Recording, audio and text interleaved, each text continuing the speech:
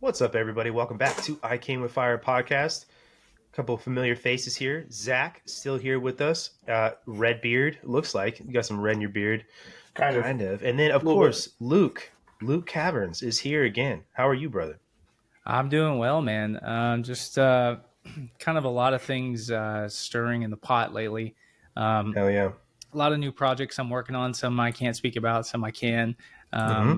Really trying to expand like what I'm doing on YouTube lately. So my output's been kind of slow, but it's really going to ramp up probably in April when I get back from my. I'm going on an Olmec expedition in March. So have you ever seen the Olmec heads before? Oh, Are yes. you aware? Yeah. So I'm doing an Olmec expedition for like 2.5 weeks. And then when I come back, I've got a few new series for YouTube, that kind of stuff like I can talk about. So yeah, I'm just super busy, and I just my wife and I just moved into a new home, so that's why my backdrop is like a complete mess right now. I think you're supposed to look like a little bit of a mess as like the anthropologist who's like just coming out of the jungle. It's very Indiana Jones. Yeah. So yeah. Just been going well, but kind of like so busy that I can't possibly keep up with everything, you know? Yeah. It's good though. That is, man. That's really exciting. I'm really excited to hear about your adventures and everything that you're doing. But first thing I want to say is, dude, you were on episode 23. Okay. That was your episode. And then this is episode 46, right? So 23 plus 23 is 46. So just adding to the lore of Luke Caverns going to the jungle, right? We're going to play a video because every 23 episodes, Luke shows up. This is kind of what this is like. Go ahead, Zach. Brian, how many years have I been saying you and I should go berry picking? A lot of years, Stewie. Wait a minute. Do you know where we are, Brian? This is a very special place. They say once every 100 years in this spot, Donny Most rises from the mist. I think that's just a legend. Well, that's because you're... Look! This is Luke. Luke coming out of the mist of the Peten jungle. There he is. He's coming out of South America.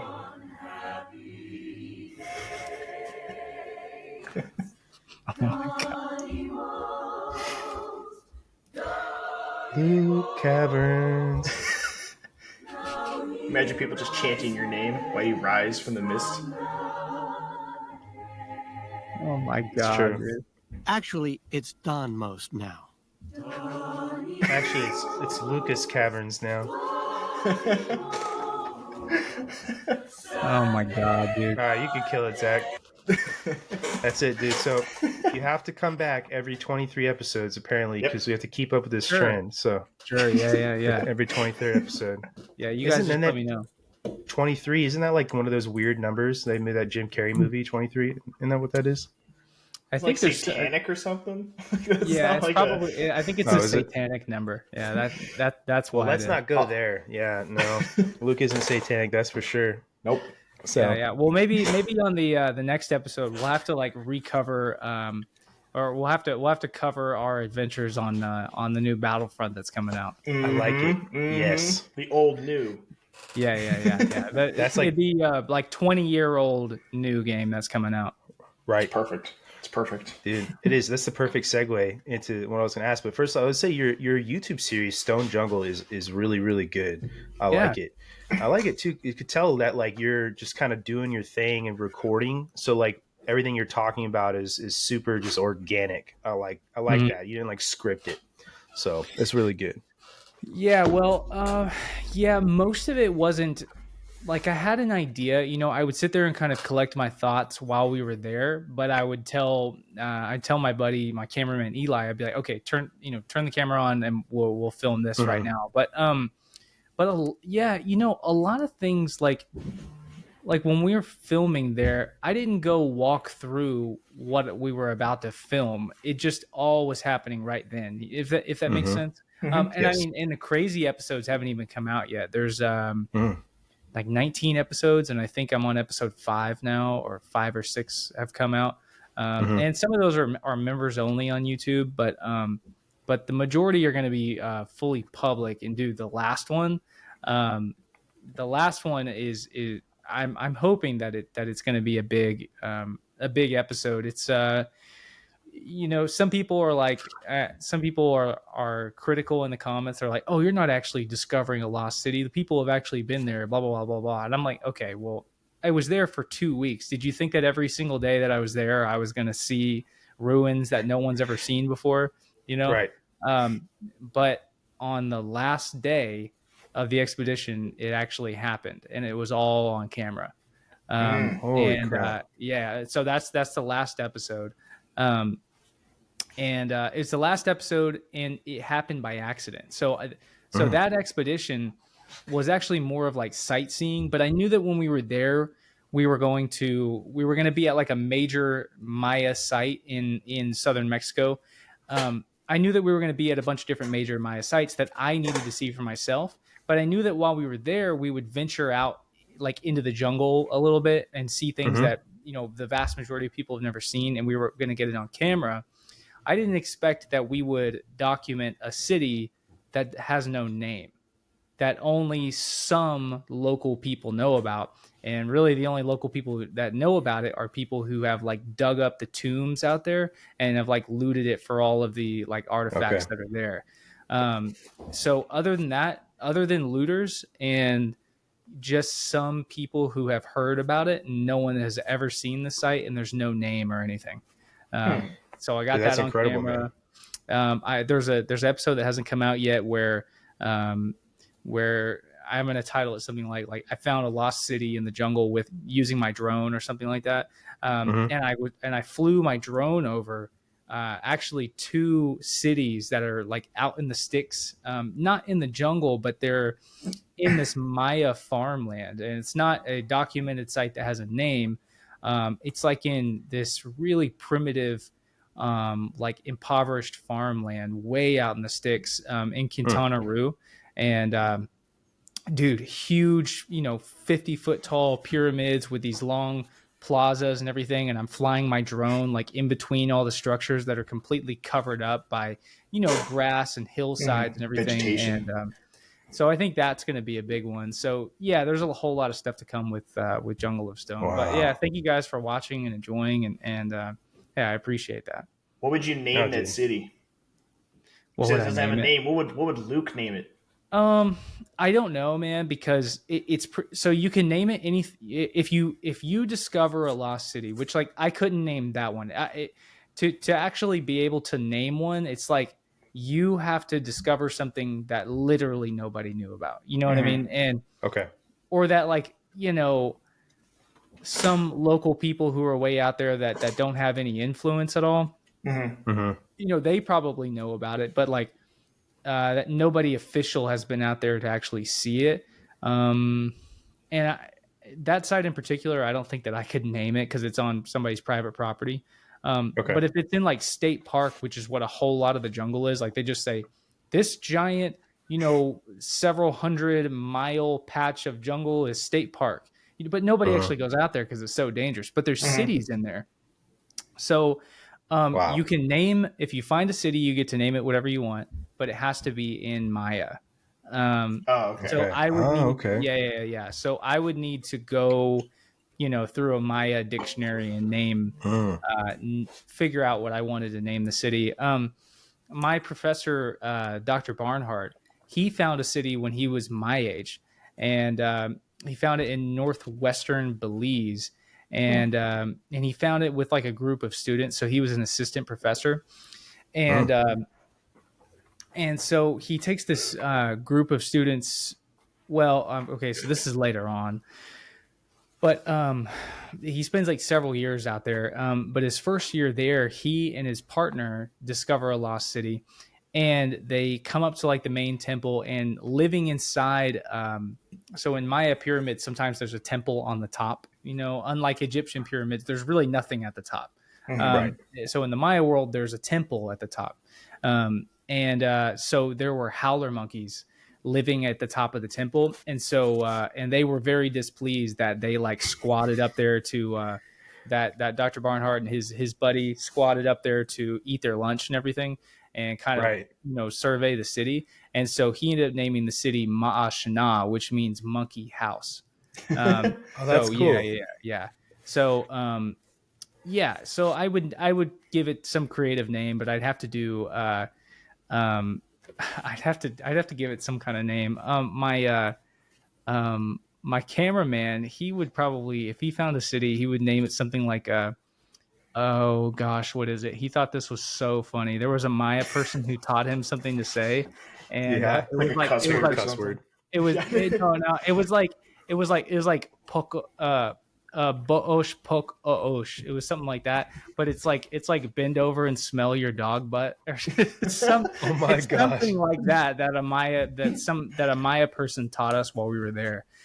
Okay. Or well, the guy that we were traveling with, he's married to a Maya woman, and so he knows like all this ridiculous stuff that he can say in Maya. So yeah, that's probably what he would name a city. But yeah, to Well, answer your question, I have no idea. I don't know. well, this all this talk of like naming it and like looking up names in Maya, like how much of the Mayan language do we actually know? Is it the Um, same Mayan language that they were speaking at the height of their empire? okay, so imagine this. All right, so let's take like the Romance languages of Mm-hmm. Western European societies. I don't know what all the Romance languages are, but Yeah, let's even Italian. yeah, like Italian, Spanish, English, Mm-hmm. French, and like Yeah, let's include Latin, yeah. and then let's multiply that by like I don't know, 5. Okay, so Okay. let's say there's like 30 some odd Romance languages out there. Um, that's about how many Maya languages there were. Just in the Yucatan Wow. Peninsula, there were about 30 Maya languages. But we can all read and write Latin, if that makes sense. That's how they Interesting. communicated. So okay. No. Okay. Say all the Romance languages exist. Latin is a dead language to us still, but we can all read and write it, and that's how we all Mm-hmm. communicate with each other. So Latin is our common written language. That's Mm-hmm. what the Maya world was like. So Okay. if you were traveling from Palenque, which is deep in the jungles of Chiapas, all the way up to say Tulum, which is next to the Caribbean, you can't speak the language of them, but you can all write the same language and read it, if that makes It's sense. like a It's a conduit Okay. weird language. thing. So their hieroglyphs could be read by anybody, but you may not speak the same language as those people. Interesting. Which is, yeah, it's really bizarre, isn't it? Um, That's pretty so cool. so we only know a few Maya languages, like maybe just a handful. So many of them are dead. Yeah. But from the hieroglyphs, we get an idea that there was like upwards of maybe more than 27 different languages. Mm-hmm. But no matter what city you go to, all the hieroglyphs are the same. So Gotcha. it's kind of an interesting thing. Yeah. It's like watching Jungle of Stone. One of the things I wrote down here that you said is that the jungle landscape of ruins is a pin cushion with no more room for pins to push in, which I thought was like pretty profound. And it made me think about just all of the different ruins that are over there. And then you kind of compared it to medieval Europe at its height. And it made Mhm. me wonder, like, obviously, like the concept of like countries, it didn't exist the way it does now as it did back then. Maybe after like the Peace of Westphalia, they kind of, Mhm. partitioned off places. Was this one just like massive empire that had like cities, city states, Mhm. much like Europe did, or was it something more equivalent to like maybe like a city, like New York City, right, where it's the one big community with smaller communities like boroughs, right? Does that make sense? Yeah. So what would be interesting for me to research is where the term the Maya Empire comes from, because Okay. it's like not and it's you I don't expect anybody to know this, but it's not like correct at all, There because wasn't Oh, like a okay. one ruler of like. no. Okay. Okay. They Good to Would they it know. couldn't be? I was gonna say it say, would again? it be more similar to like, I guess, like the Native Americans of like North America, where you just had a bunch of different like tribes with leaders, and they just kind of killed each other or coexisted based off kind of how they Mm, felt that day? kind of. So the tribes in North America, as far as I know, like modern day United States, a lot of that's based on territory and maybe not so much cities. But I'm not an Yeah. Okay. expert there. Yeah. so the Maya world can be like directly uh, compared to the Greek world. So, Greek city you know, states. in Okay. ancient Greece, you've got like Athens and Sparta and, you know, all these different other Greek city states. And Argos. so, for the life of them, literally for the life of them, they cannot be united. They cannot work Mm-hmm. together at all. And so, the Maya world is essentially exactly the same. Okay. They're giant cities, and each city is really its own country, if that makes sense. Yeah. Yes. Each city is its own kingdom with its own royal families, with its own king and queens, princes, princesses, and they have their own lineages. So it's like, okay, so let's say studying a good way to a good equivalent to this is like, if we're going to study ancient Egypt, the simplicity of studying the chronology or the historicity of ancient Egypt is reflects in the Nile River. So the Nile River is pretty straightforward up and down. Mm-hmm. And so, you know, you study ancient Egypt from Narmer or the Scorpion King. So, you know, we all know like the movie Scorpion King. That was a real person. Mm-hmm. And he existed in about 3150 BC.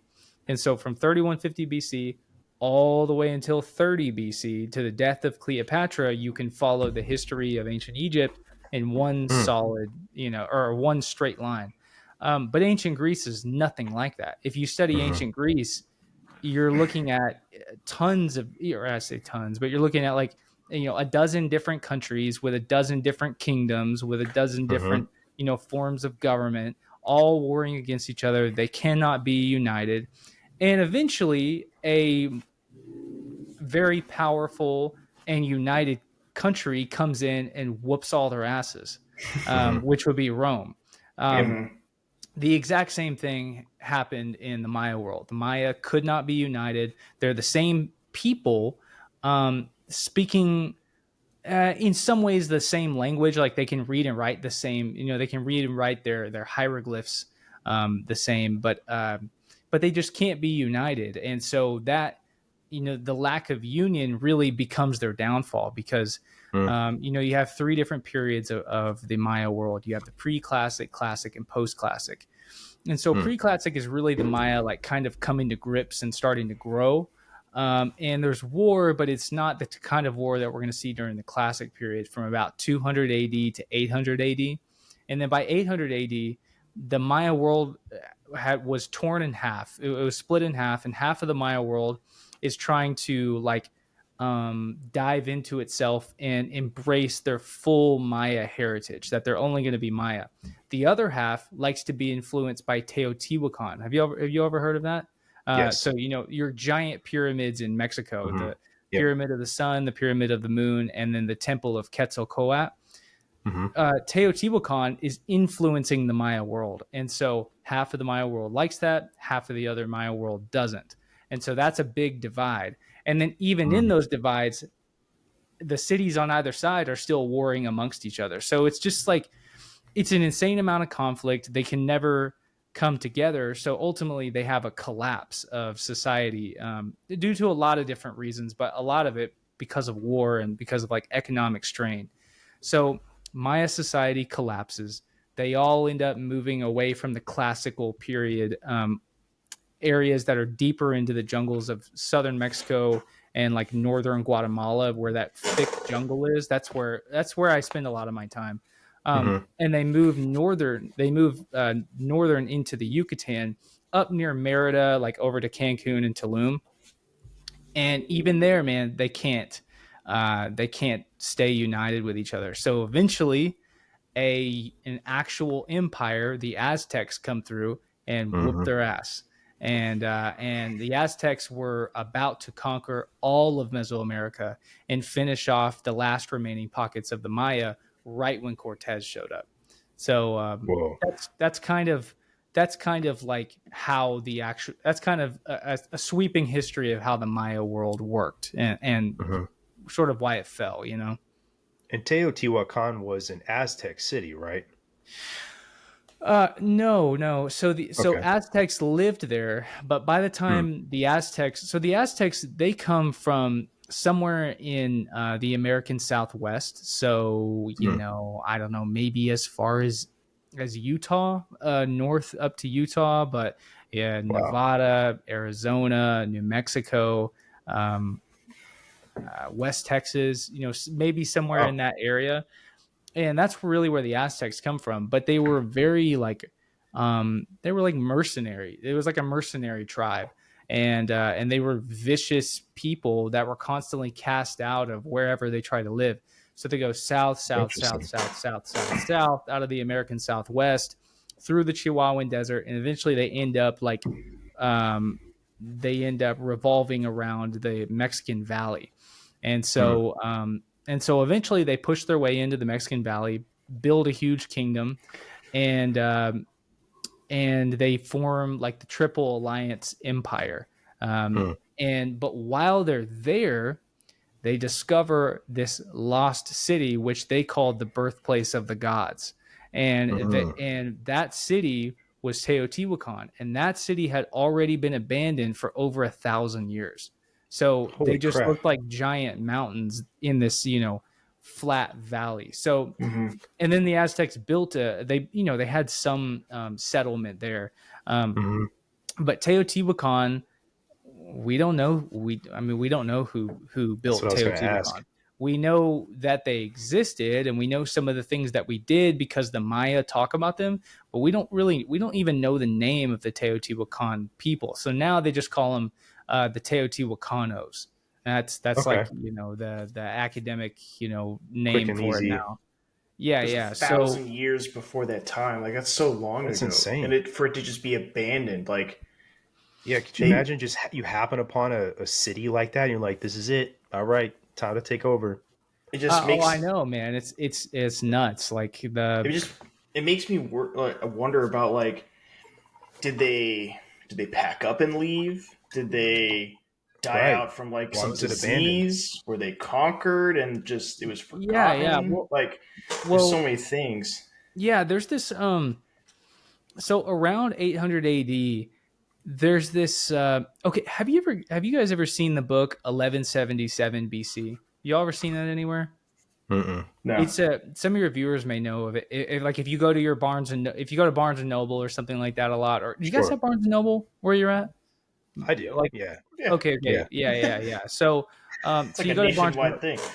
Yeah. yeah. I was just curious. But like we have half price books here, but I don't know that Hmm. half price books exist everywhere else. Like Okay. sometimes it's books a million or something like that. Yeah. Um, Books a Million, Walden Books, a lot of these places. yeah, Yeah. yeah. Yeah. See, we don't have Walden books in Texas at all. We don't have Okay. books a million either. It's just Barnes and Noble and half price. Those aren't But American enough, I guess. so if you go in there and you go to your world history section, you go to ancient history, you're going to see a book called 1177 BC. It's like in every major bookstore. Um, Okay.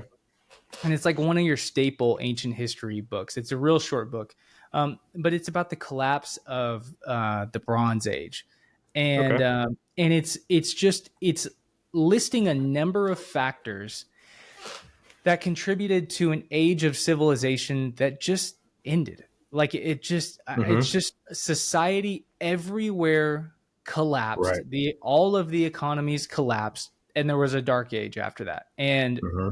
it's really hard to nobody knows quite why the Bronze Age ended. Well, nobody knows why the classical period of Mesoamerica ended either. There's a whole list of different contributors. So, like I was saying, war, right? Um, Yeah. but the Maya world falls apart around 800 AD because of war. But we also see Zapotec and Teotihuacan culture fall at the exact same time as well. And they were not wrapped up in the Maya civil wars, which, funny enough, they're not civil wars. They were actually called Star Wars. I don't know if you guys knew that. That's A real battlefront. so the term Star Wars comes from the Maya. That was the name of their wars during the 8th century AD. Okay. And the rebel base in A New Hope is the Maya city of Tikal. So you guys, Wow. yeah, you can look that up. Like, do you remember when the guy is like, he's sitting up over the jungle and he's got the like the rebel guy wearing the white hat. He's Hmm. sitting up over the jungle and he's watching the ships fly out with the binoculars. Do you remember Yeah. that? Yes. Isn't On that? Yavin. So Yavin 4 Yeah. is in the jungles of Central America, and if you go Yep. back and watch that, there are Maya ruins right there. So Star Wars comes from the Yeah. Maya, and Yavin 4 is just the city of Tikal, which was the main city during the Yeah. actual Star Wars. So I knew the yeah, set piece. yeah, I did exactly. not know that. Yeah, so the wars that ended the classical Maya period were called the Star Wars. And so we don't really know why they call them the Star Wars either. It's kind of obvious like why they use the name, but we don't really know what exactly that's being attributed to, because the Maya, they were all astronomers. So Hmm. every city studied the stars. All of their cities are astronomically aligned. And so, it's like, well, okay, yeah, I can see that they would call it the Star Wars, but we don't really know why. So that's the name of their civil war, right? But they're also cutting down too many trees around their cities to create stucco that like lines and decorates their buildings and makes their buildings look really nice. They're also poisoning their own reservoirs with cinnabar and Maya blue paint and green paint, and they're poisoning their own reservoirs and destroying their own water supplies. Um, they have allowed these like dynastic families, these supreme rulers, to rule over them for so long, and all of the normal Maya people are just like any other kingdom. They kind of get pushed to the wayside, and a lot of them are really poor. A lot of them start to resent the dynastic families, and so towards the end of the 8th century, so the end of the 700s BC leading up to 700 AD leading up to 800 AD, we start to see the dynastic families depict themselves on hieroglyphs. Up to this point, the only people you ever saw in hieroglyphs were not even the Maya gods. It was the dynastic families, these divine kings, right? And they always depicted themselves like stoically, kind of like a pharaoh. You know what I mean? A 2D Right. depiction of a pharaoh like this, and Hmm. they're essentially exalting themselves, right? Well, then all of a sudden we see them depicting themselves kind of delegating with the people and talking to the people, and written in the hieroglyphs is that, they're kind of they're trying to now appease the people that they have neglected for the past 6 centuries or something. Don't Um, want an so uprising. yeah, so it's leading, it's kind of alluding to like, why would there be an uprising? Because the economy is hurting, because there's so much war. So you can kind of see that like the institutions that the Maya world had are starting to fall apart. And up to this point, though, people follow the dynastic families because they have the blessings of the Maya god. Hmm. Well, maybe the omen that was the final straw for the Maya world was when Mount Chichon erupted, and so Mount Chichon is this giant volcano in Chiapas, about 30 miles west of Palenque. And so when it erupted, the impact, and it erupted in 800 AD. And so the eruption was so large that there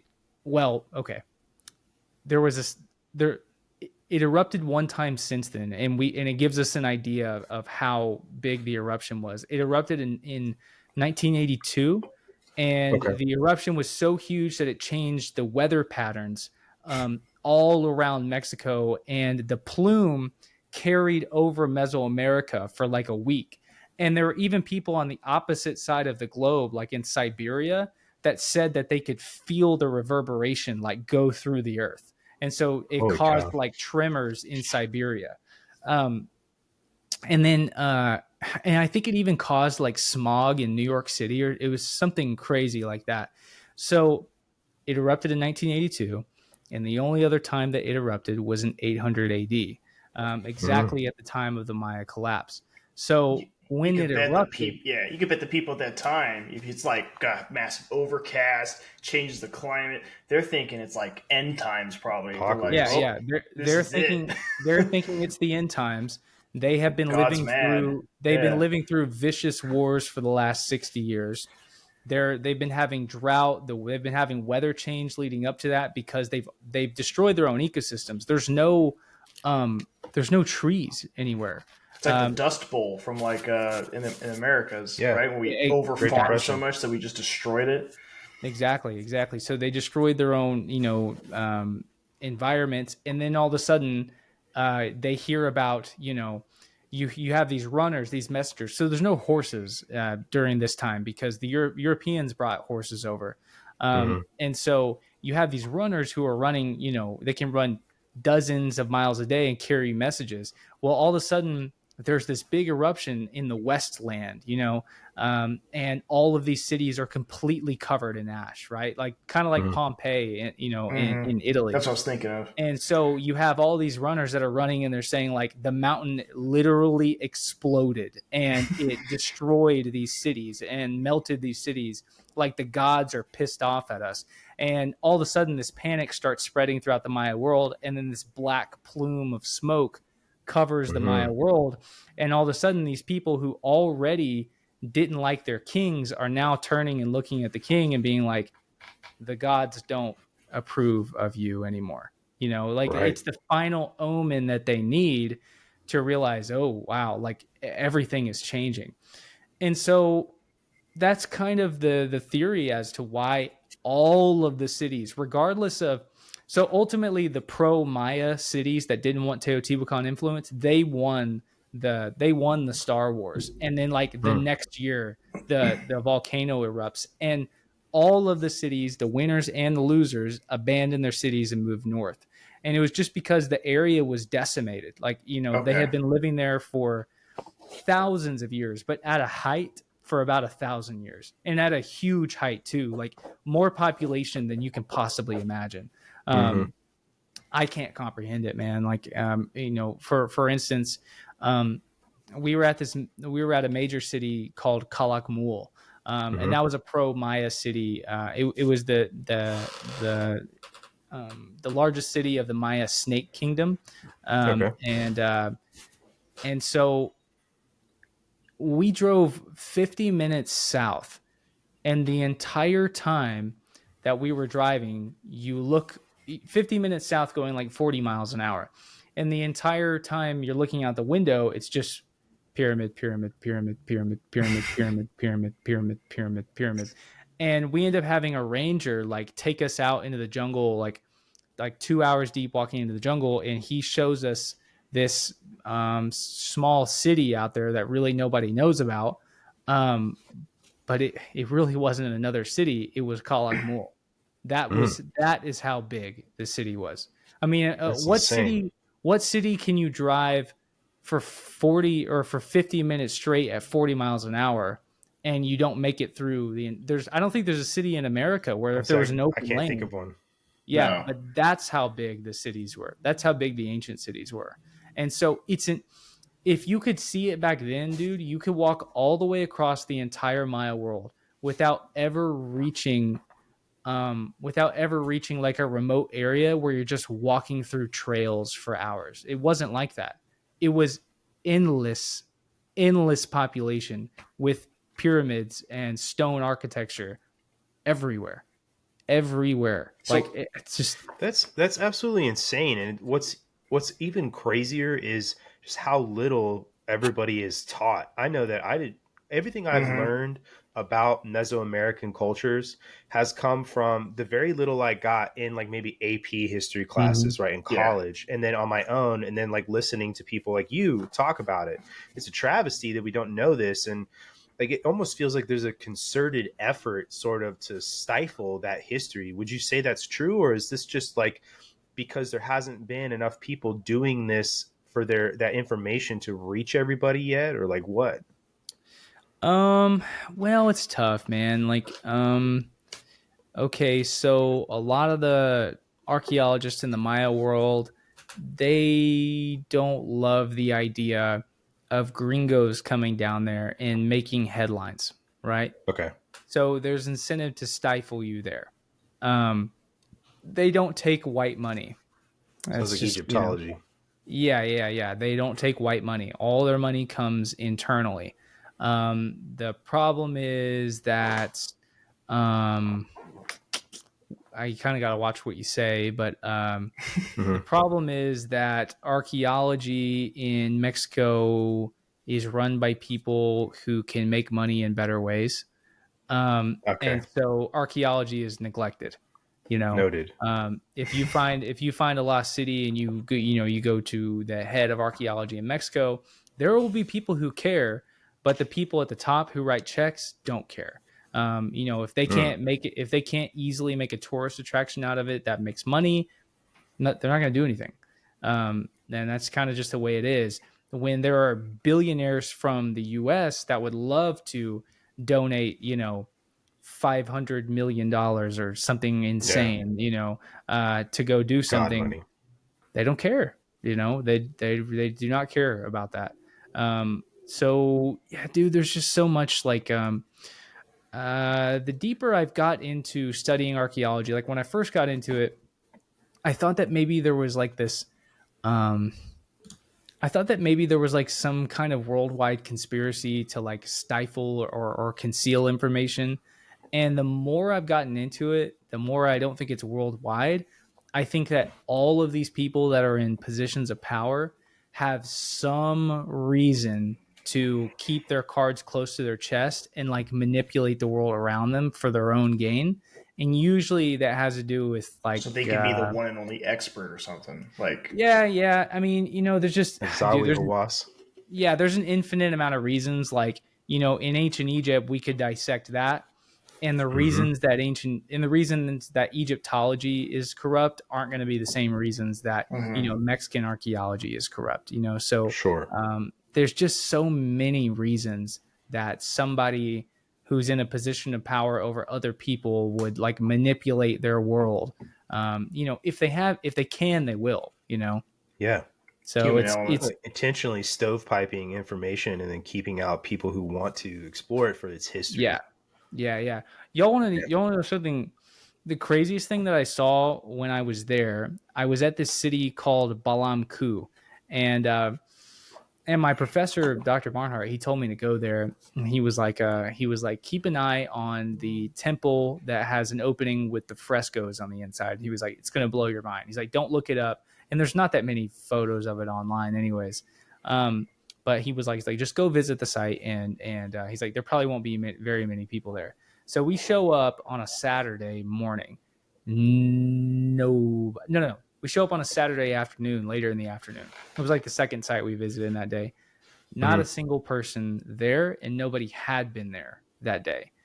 And so we go through the city, and the city's got all different types of like architectural, cultural styles from around the Maya world. Like it's not something that like many people would understand, but it was really cool seeing all the different architectural styles in one city. And so we get to the back of the city where the main pyramid is, and you walk around the side of the pyramid, and there's there's like this little portal that you walk inside, and you go in and you shine your flashlight up, and dude, it's a 20-foot high, 40-foot long 3D stone stucco mural painted bright red with cinnabar, with all the paint still preserved on it, with the Maya kings of the city like intertwined in this psychedelic dream-like trance with all of the Maya gods. Like it was like their bodies it was like stone that was moving. I don't know how to explain it. It is so okay. So Maya stonework or stucco work, their frescoes, their 3D carvings are so complicated to look at that you just have to like sit there and just stare at it to get what you're looking at. And then once it clicks, you have to be on some sort of like psychedelic. I know. Yeah, of course. I mean, yeah, ayahuasca of course. or something. I totally agree. I mean, there's no way that you're making stuff like this if your brain hasn't been kind of showing you it. You know what I mean? Just And DMT all day. dude, that's not the only thing. In the middle of that, beneath it, is this giant 10-foot tall, 10-foot wide black hole that goes straight into the ground. And it was a pyramid that was built on top of a cave. And this fresco 3D carving, this 40-foot long, 20-foot high carving, was the gateway into this underground cave where the tombs of these kings were held. Okay. And there's a metal door that covered up like the portal. When you go down inside, there was like a chamber beneath it. And so, you would descend down there and they would take, royal bodies down there and bury them down Oh, there. wow. And we asked the ranger who took us there, because, it's like, it's just good. It's good business to pay like a local guide to just walk you around, and so, or it's good politics, to do that. It's frowned upon if you don't. And we asked the guy, we asked the guy who worked at the site. We said, Respect. One, it was the most unique thing I have ever seen in the Maya world. It's probably the most exciting thing that I think I've ever seen of all the giant pyramids and everything. Just those murals, the way that they looked, and with the chamber and the tombs that I knew were beneath it in the ground, it was just the most exciting thing I'd ever seen. And I asked the guy, I said, how often do people go down there? And he was like, nobody goes down there. And I said, really? And there's like a metal grate that you could, it's locked, but you could pull it up. I said, when's the last time somebody went down there? And he was like, 25 years. And so, yeah. From 1999, 98 was the last time somebody had ever been down there. So you're talking about like the most unique, incredible thing that I have ever seen, that Dr. Barnhart has ever seen in the Maya world, completely neglected, and that, I don't know, man. I mean, how many different sites can you think that are like that in Egypt and, so many other places that are so just rare. neglected? Yeah. This is so interesting because kind of like what Brandon was talking about, when you go through school and stuff. I'm going to pull up a photo for you guys too. I remember learning a whole bunch about Egypt and thinking, wow, they were so advanced and civilized, and the pyramids are so cool. Yeah. But hearing what it's just my ignorance. I didn't know. So hearing you talk about you're just driving for ever, and it's pyramid. Yes. And obviously I'm not assuming they're all great Pyramid of Giza size, but they're probably quite substantial for you to notice them as you're going across. Oh yeah. You only really see the big ones, you know what I mean?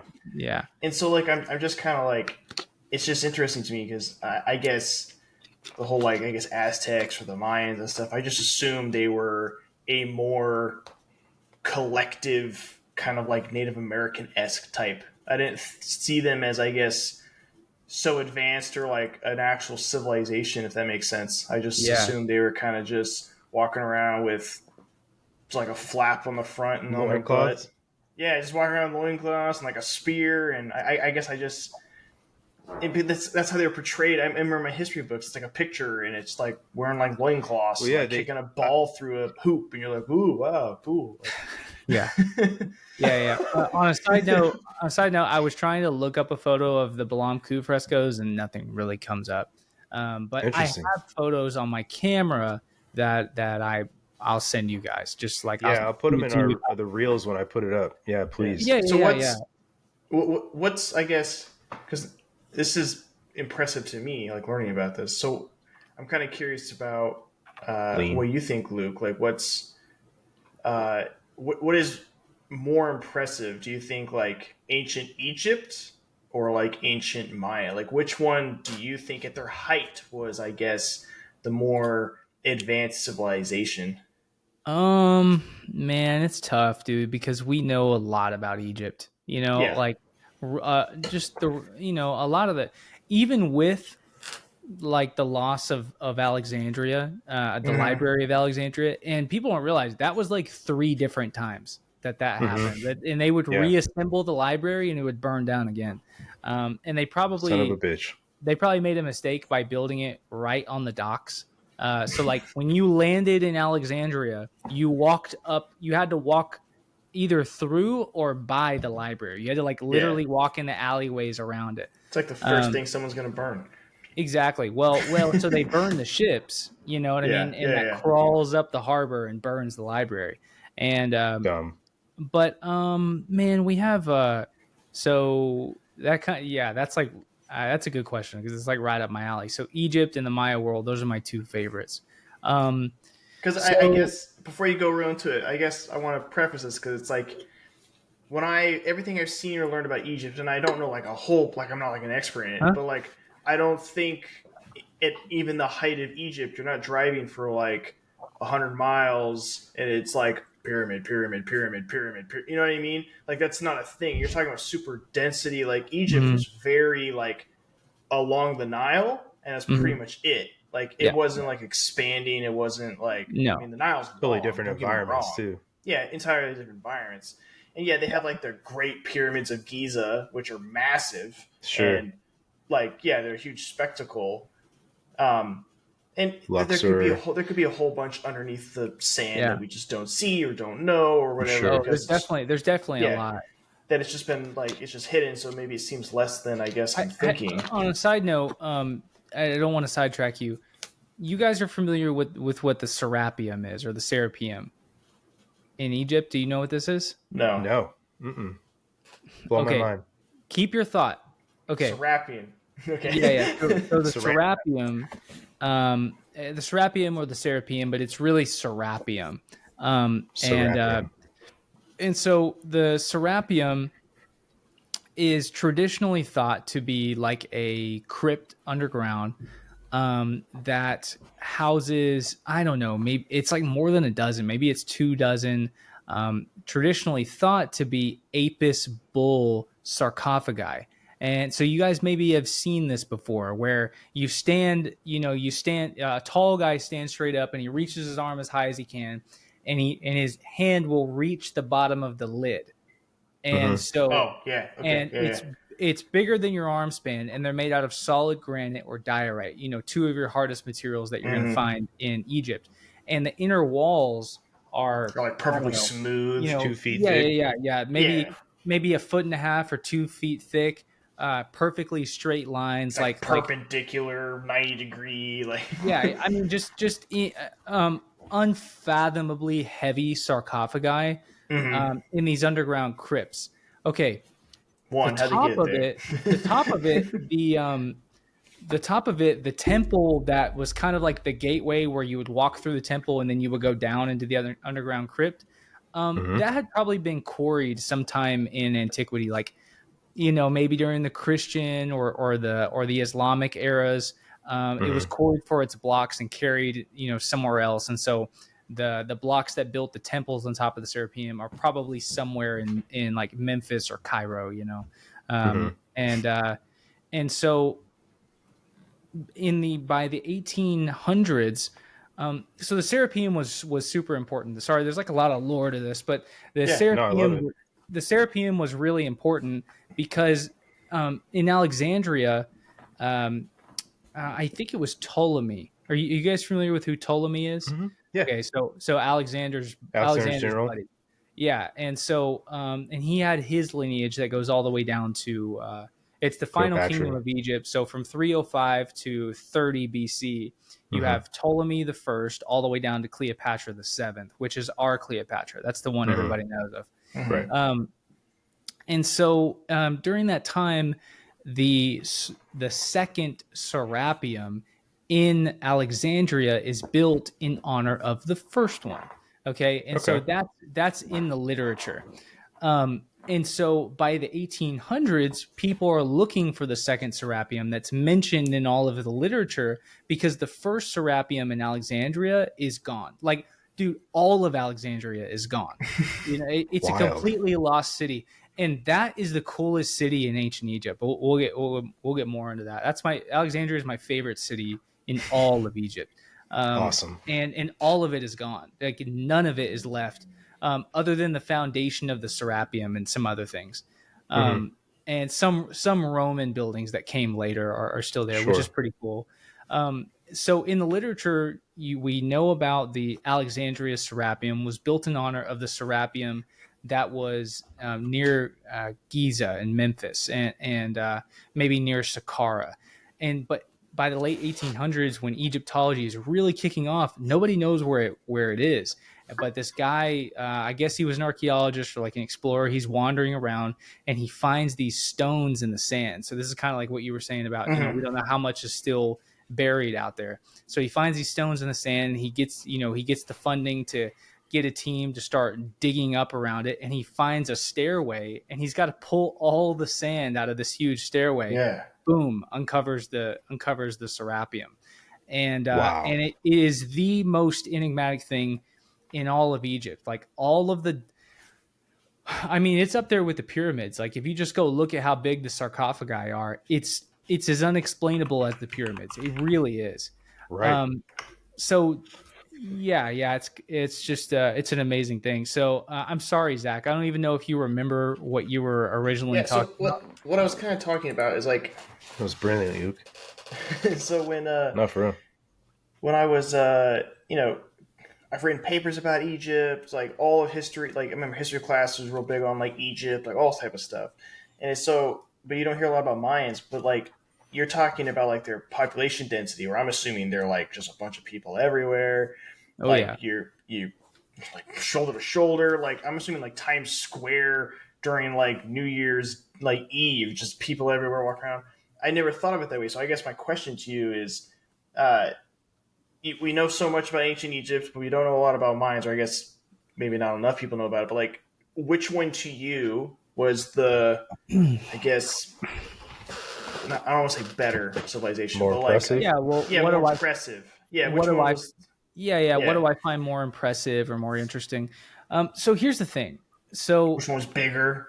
yeah. So bigger Maya world, just more people. Okay, more Yeah. people, more quantity of architecture, but not the same quality. You know what I mean? And they also didn't have the quality of stones that Egypt had.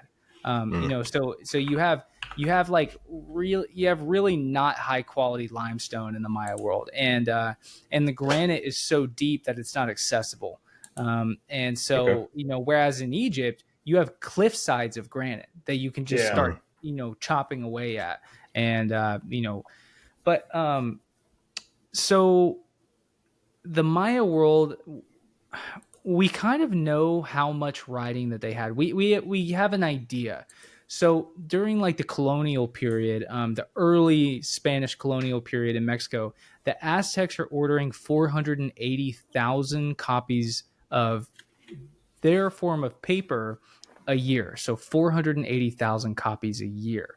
And they had only been writing for like sometime within the last 150 years, they had begun. So the last 150 years before the Spanish arrive in 1521. So I guess that would be like, I don't know what, 1380, 1390 is when the Aztecs begin. And so sometime during that period, they start writing.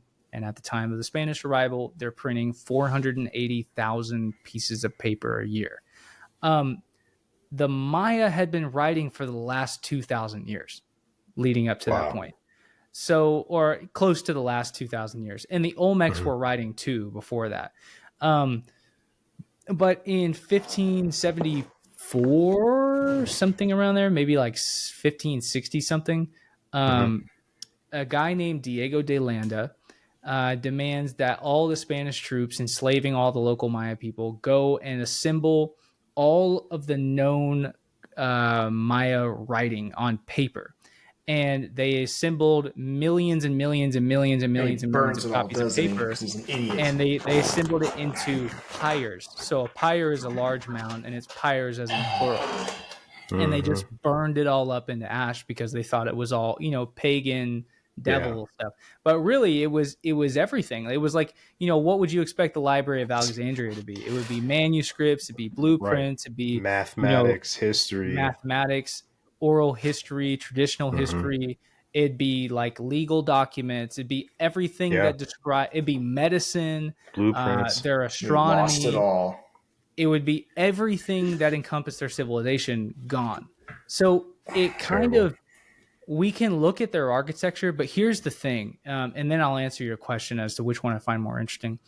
So here's the thing: we don't even know what we don't know, because Right. up until the Dresden Codex, which was held in Dresden, Germany, which I think it's still in Dresden, Germany, and that's where it was deciphered too. The Dresden Codex, until that was deciphered, which kind of unlocked the code of Maya astronomy to us, and it kind of, well, I mean, not just kind of, it made us realize, like, oh my God, look at how much they knew about the stars and astronomy. We had absolutely no idea why any of their temples faced the direction that they did. So you're Mm-hmm. talking about tens of thousands of temples that we know of, all facing random directions. Mm-hmm. And there's absolutely no way to know the alignments of the cities that you're standing in, which is the whole purpose of the city. There Right. was Why no are they way astronomically aligned? yeah, Yeah. there was no way to know that they were even astronomically aligned until you deciphered the Dresden Codex. Okay, so then once they do that, they go, "Whoa, okay." So they know constellations, they know stars and planets, they're tracking planets. Okay, you know why we didn't realize this? Because we're standing in the middle of a freaking jungle. Let's cut Mm-hmm. down all of the trees Yeah. around the ruins like they would have, so we can now see the stars. They would have never known that until they deciphered the Dresden Codex. So, like I'm saying, that opened up. Oh, I don't think I have the book with me, but Okay. just the Dresden Codex, which is, I don't know, several dozen pages, but it's like fine print, the whole thing. There are Mm-hmm. textbooks that thick just because of the Dresden Codex that tell us Amazing. so much about Maya astronomy and their world as a whole. Like it's just It's a like a key that super unlocks Rosetta Stone. yeah, it's like the Rosetta Stone. It's a key that unlocks a whole world, and that was one out of thousands of pyres that were, Could you tens of imagine? thousands, maybe, I don't know, hundreds of thousands. So we don't even know what we don't know about the Maya world. Dude, people joke about like going back in time and killing Hitler. I'd go back and kill that guy and prevent this from happening. Like dead ass. Yeah. Well, I would do that, and yeah, if I could kill like a whole handful of people, man, it'd be all of your big recent names. You know what I mean? I'd kill Mhm. Hitler and Stalin and Sure. Mao. Mao, all those guys. Yeah. But I would also go back into antiquity, and I would kill. I definitely kill Diego de Landa before Yeah. he could burn all of that. But Absolutely. I would also kill, which I don't know, man. Like, he already dies a pretty bloody death, but I would stop Julius Caesar from burning down Alexandria, and I would stop. I think it's Domitian, which is the Mhm. one of the Roman emperors. He burns down Alexandria again. I would stop those guys, because the fact that the Library of Alexandria doesn't exist today, and we don't I have know. those documents, those are the two biggest tragedies to history. Agreed. So honestly, man, so this is going to give away my answer. My big project that I'm working on right now is a new YouTube series called Alexandria, and Yes. it is literally every single aspect of ancient Alexandria that you could possibly think of. Like if you sat down and thought about all day any weird, strange question about it, it's gonna have an episode dedicated to it. Let's go. That's So awesome. I have assembled like every piece of literature on Alexandria. I have all of it, and I've been assembling it for like months now, so I'm going through it one by one, and it's going to be a complete study of the history, which is not very well studied at all. And it's also going to be a study and investigation into a lot of the mysteries around Alexandria, because it's kind of it's like we know where the city was, but it's a lost Mhm. city. Yeah. Okay, so the monuments that we know existed in Alexandria are some of the most important monuments that ever existed in the ancient world. Lighthouse. Let alone Egypt itself. So the Pharos Lighthouse, you know, the world's very first lighthouse, that has a whole story and meaning behind it that's insanely profound. And the blocks used to create it, I'll get to that in a second. So, but you have the Pharos Lighthouse. Okay, you have the Library of Alexandria. Right next to the Library of Alexandria, you have the Museon, which not a lot of people know about. It was a building right next to the library that was like a scientific university. It's the world's first university. So you have the library. You go next. I mean, how many universities have a library attached to it? So you have all of your sources. You have all of your sources right next to the place where you go study those sources. Alexandria created the world's first university, and it brought in scientists and geniuses from all over the Mediterranean world and would pay these people to come live in Alexandria and study and invent things. So, so you have the Pharos Lighthouse, the Library of Alexandria, the Museon of Alexandria. You have Cleopatra's Palace, which is like one of the biggest things that was ever created. You have this Caesarion, which is the temple that was dedicated to Caesar's son. You have the Temple of Caesar. You have the Hippodrome, which is like one of the biggest chariot racing stadiums anywhere in the ancient world. You have the second Serapeum. Dude, I could go. You have It's insane. Some of the world's first catacombs are in Alexandria. Oh God, the Mausoleum of Alexander.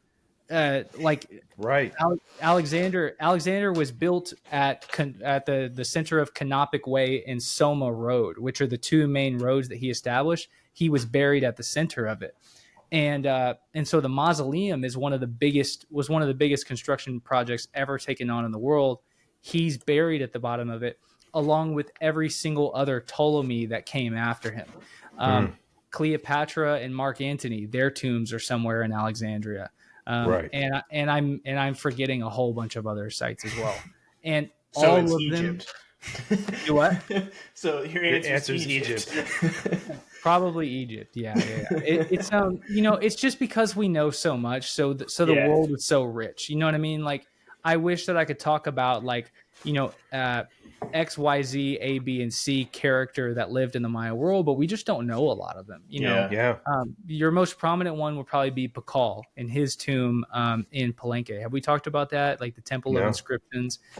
It's essentially the first and really the only Maya pyramid that's discovered that resembles what the traditional idea of what pyramids were in Egypt, where you go down a crypt and a tunnel system, like these different shafts and stairways down the pyramid, and there's a giant tomb at the bottom of it.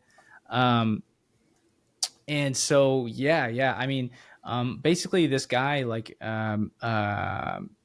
Alberto Ruiz in the 50s, he's exploring the temple at the top of the pyramid of inscriptions. Essentially, he's at the temple in the top of it, and they call it the Temple of Inscriptions because at the top of it, from floor to ceiling, it's just the history of the city of Palenque and the dynastic kings who lived there, leading up to the man that is buried in the tomb, right? Or the man that's buried in the pyramid.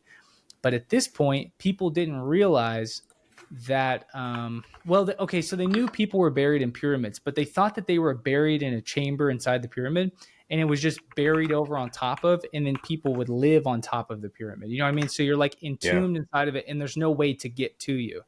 Well, this guy is looking at these limestone slabbed floorboards, and there's these holes, and the holes go down, and he sees that the wall that meets the limestone slab goes past the slab down into the pyramid. He goes, what the heck? So he shines his light down in these holes, and the hole goes down. So they're like plug holes. Well, he ends up putting something inside the plug holes, and he lifts up the slabs, and there's a staircase that descends straight into the pyramid. So it was purposely filled in though with rubble. So they spend like 3 years of backbreaking work to get all of the rubble out of the staircases.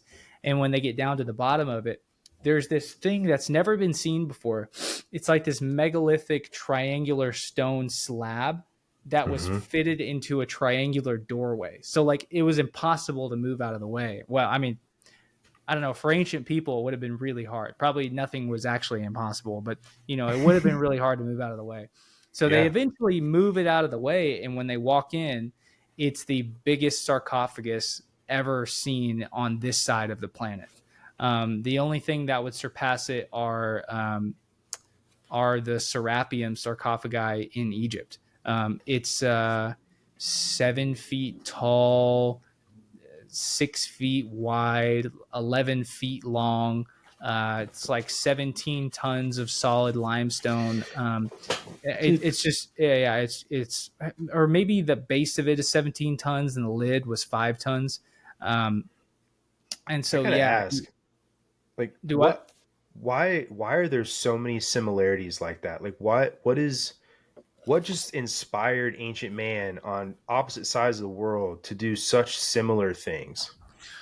Well, okay, so, well, I mean, obviously, I don't know, Sure, but there's a Your lot of educated different, guess. you know, of course, there's just so many different ideas. So, you know, your typical, like, most popular theory is that there was like a prominent mother culture that inspired a lot of these different cultures, but it's just hard to prove that because, you know, ancient Egypt existed from 3100 BC until 30 BC at the most conservative estimate. You know, of course, there's people saying that ancient Egypt goes back, you know, to 10,000 BC. But at the most conservative estimate, it's 3100 BC to 30 BC. And the Maya world is about 200 to 400 BC up until the arrival of the Spanish, right? So you're not only disconnected by entire hemispheres, you didn't even exist at the same time. You know, Right. there's no like there is no way for them to communicate with each other because when we think about it, we're like, oh, it's the ancient world. We think about it like vaguely. Well, but they didn't even like exist in the years same off. time at the Yeah. same place. Do- So Thousands. Do you think maybe it was? Yeah, Do you think maybe it was the Egyptians just went across the ocean? Like Egypt fell and went No. across the ocean. Mm-mm. And started. No. So No way. here's the thing: in Egyptian literature, the Egyptians, they had Mediterranean boats, but they really did not like going into the Mediterranean. The Egyptians are Nile people. That is it. They don't go into the desert. Like when we think about Egyptians, we think about them living in the desert. They did not live in the desert. They lived literally on the Nile River. You know, where it was green, kind of like that tropical, like the floodplain area. They lived literally on the river. The people who lived off in the desert were dangerous. You know, the barbarians that lived off in the desert. Yeah, like literally the Tuscan Raiders out there. You did not want to mess with those people. And so the Egyptians were kind of like, they were scared of the desert and they were scared of the Mediterranean Sea. So they weren't then leaving the Mediterranean on the other side of Africa to sail across the ocean. They just didn't have the boats to do that. Later on, they start having bigger boats, but that's really when Macedonia comes into Greece and they bring their triremes, like you know the big ships that you see like in Troy that land on the beaches of Troy. So those triremes, those are introduced to Egypt through the Ptolemaic kingdom.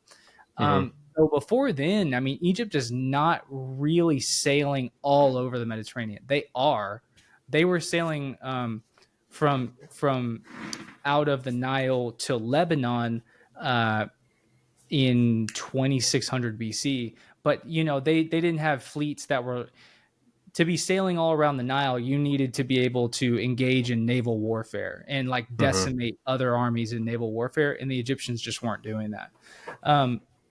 So no, I mean, yeah, there wasn't any sailing across. Okay. So that is kind of like, I don't know. The mother thing doesn't work. Them going across doesn't work. So we can say with some sense of certainty that just wasn't the case. Unfortunately, like it's cool, and you would think like it's just your first innate thought that like there's got to be a cultural connection there. So the other idea, or another idea, would be that it doesn't really matter where you put ants on the earth; they're gonna build ant mounds that look exactly the same. And human beings We're all aren't. humans. Yeah, we're all humans, and we all have similar ideas. Our brains aren't that different from each other. Triangles. So triangle shape is also like the strongest shape for like building. yeah, it's a strong structure. So when you have people who are living on the brink of annihilation, and all of their life is just experimentation, they're going to start building structures that are like sound, that are easy to build. And a pyramid is not easy to build, but I don't know where else you start. I don't know. Yeah, like I don't know how. It probably makes more sense to build, if you're going to make an artificial structure, it makes more sense to build something that looks like something that which is a giant hill or a mountain. You know what I mean? Because that is naturally a strong structure. So you go from there to eventually four walls. Like four walls is a bizarre. Where does that come from? You know what I mean? Like that comes from like generations of experimentation with architecture. You know what I mean? How, like, if you told a caveman something like it's just so unnatural, a four-walled building, right? So it kind of makes sense that there's some kind of progression there. Another idea, man, is that okay? I'll put two things in there. Is either people all across the world see similar things when they experiment with psychedelics, and they have similar inspirations, because you look at Aztec and Zapotec murals that are like, have you ever seen the murals that are like this? It's like the triangles that go like this, or I'm sorry, not triangles, but squares that go like this. Almost and like they're spiral. like spiral squares, or sometimes it's not that. Sometimes it's like a wave. You know what I'm talking about? Yes. Okay. Yes. You should go look at Aztec and Zapotec murals, and then go look at Greek murals and tell me it's not literally exactly the same pattern, because it's the exact same pattern. It's literally the exact same pattern. Luke, are you familiar with Brian Murarescu's work? Yes, but I haven't dived into it yet because I know it's going to send me down a rabbit hole, and I'm not prepared. It will, right? So, like, one of the things he talks about a lot, it's the kind of overarching theme of the book, is psychedelic use in like the Hellenistic world, right? And so you're making this comparison about the use of psychedelics in Mesoamerica and Greece. Like, it's not that far off to say that that's why that those depictions are so similar, right? Yeah. Well, and isn't it interesting what I was saying earlier about how like the city-state system is so similar in both places? Like, they're so similar. And I should say, I don't know anything about Brian's work. It's just kind of one of those things where if you're interested in Greece, but you like Mesoamerica, and you study it for long enough, you will see some of these like, hey, the murals look exactly the same. And the city-state system is exactly the same too. That's really weird. Right. And then so how, well, okay, then you have a lot of traditional academics that are like, you're an idiot, you're stupid, pseudoscientific, blah, blah, blah, blah, blah, or pseudoscientific, pseudo-archaeologist, fake history, science denier, blah, blah, blah, blah, blah. Like, yeah. I mean, it's just the mystery of it all is intrinsically fascinating. It's fun. And so, yeah, I need to dive into The Immortality Key. Great book. But I just know that it's going to send me down a rabbit hole that I'll never come out of. You know what I mean? And so, well, another thing I like about his book is that it's actually accepted. Like, that work is so thorough that it's actually accepted by academics. Like, okay, so if you go to Barnes and Noble and you go to your world history section, The Immortality Key will be in the world history section, but Graham Hancock will be over in the like conspiracy, unknown, mystery kind of stuff. So, a lot of the stuff that Graham Hancock says is true, but a lot of it's just heavily disputed. But he's also not an anthropologist or an archaeologist or anything like that either. Yeah. Or are you talking about Brian? No, Graham. Graham is not like a scientist. Yeah. Well, what is Brian? I thought that they're kind of similar, aren't they? That's a good question. Let's look that up. Yeah. I think it's not so much a matter of like your Before we move off of this, I want to pull something up real quick. Okay. Yeah, I think it's not so much a matter of the degree, just kind of the substance. And I think Graham Hancock is also like, he's like unambiguously at war against the system. You know what I mean? So they're Definitely. obviously. So it says right here, it says Brian graduated Phi Beta Kappa from Brown University with a degree in Latin, Greek, and Sanskrit. Whoa. So okay. he does have, a history Gotcha. or He's background. got that in history. traditional background. So Luke, Mhm. is this I know what you're ancient gonna Greece or ancient Aztec? I knew. Put him to the test. That's Greek. That's Greek. Okay. And That's what I'd say, pull too. up the other one. Let's see here. This will be a fun. Thing to do, Is like this a ancient trivia. Greek or ancient Aztec? Greek. That's Aztec. I was gonna say that's got to be Aztec. This, Are you- if you okay, like okay, the third set of like designs down, you know what I'm talking about, Zach? Like third Yeah. set, that looks more Mesoamerican. Like the Okay, waves. so The first Go one ahead, was go ahead. Greek. You got that one yeah, right. yeah. well, what's interesting is so that very first swastika like looking design, Uh-huh. Oh, yeah, it is. Totally. that exact pattern is at Baalbek, Lebanon, which is like a Greco-Roman inspired city in Lebanon. That swastika there is in the murals at Lebanon, the exact same thing. So as soon as I saw that, I thought like Greco-Roman. Yeah. But Okay. I mean, dude, it really is like They're so similar. the only Yeah. way that I knew that the only way I knew without a shadow of doubt that the first one was Greek is the little wave design. Yeah. That one is so Greek. That's what makes sense, I yeah. noticed because I just quickly Googled like ancient Greek border murals, and then I did Mhm. ancient Aztec border murals, and I found like ones from like Incredibly like- similar. yeah, and a lot of the Greek ones have a lot more like angles, Mhm. like act like waves. All the Aztec ones are very like straight, except for some very random stuff like it looks like flowers sometimes. Check this But- out. What I'm about to show you, that is Baalbek. Oh yeah, Oh, yeah, wow. that's the exact same Yeah, thing. As well Zach, as- it is literally. Pull that up, Zach. If he found it on his phone, you could put it up on the. So how do you? Yeah, I just looked up Baalbek, Lebanon swastika, and look at that, Lebanon. You have Greco-Roman It's columns behind it. Yeah. So clearly, the three of us need to get together and do like ayahuasca together, and then talk about it. Hey, if down. we were to see like when you say swastika, it obviously like gives you the Yeah. 30 Yeah, German yeah. thing, but that's not the case. That symbol at all. existed. That's a corrupted symbol They co-opted that it. he Yeah. used. So just for everyone listening, when I say swastika, it has nothing to do with Germany. Not But at all. if we see that design and we were on ayahuasca, that's like, whoa, you know what I mean? It's just Dude, it's almost proof that people are seeing these similar things and putting them in stonework. that's what I was gonna say. Is it's almost like the aspect of the scientific method where we're reproducing There it is. outcomes because we're all seeing the same symbol, even though we're on, hallucinogens. That's Yeah, it right wow. there. Yeah. That's the one in Now- Lebanon. That's How- weird, man. How bizarre is that? So when I first saw that, and that was on the first row of the Mesoamerican Mhm. one, you said, I was like, oh well, Greco-Roman, and you're like Could no, see it's Aztec, Zapotec, Toltec, or whatever, and it's just like that's how indecipherable it is.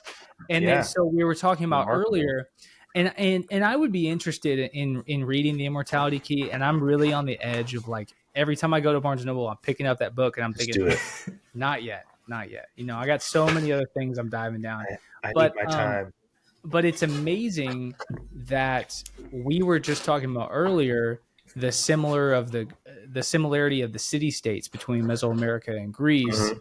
and then all of a sudden we get to these patterns and how similar they are. And then I didn't even, well, I knew that, but I didn't really know the extent of it. That when I was like flipping through the immortality key, I saw photos of like Mesoamerican, you know, something that like a photo that had something to do with, you know, Mesoamerica, and I thought, that's interesting. And so now it's clicking. That's probably what it's about in the book. Is I don't know, some kind of connection there, but yeah, man, it's a fascinating world. I don't know where we got off on that topic. I'm trying to remember. We were talking about hallucinogens, like taking psychedelics, and then you mentioned them all being connected. You mentioned like the Greek, you know, cultures, and that's kind of like one of the main themes in his book is like the Hellenistic cultures and psychedelic use. Yeah, man, the religion with no name.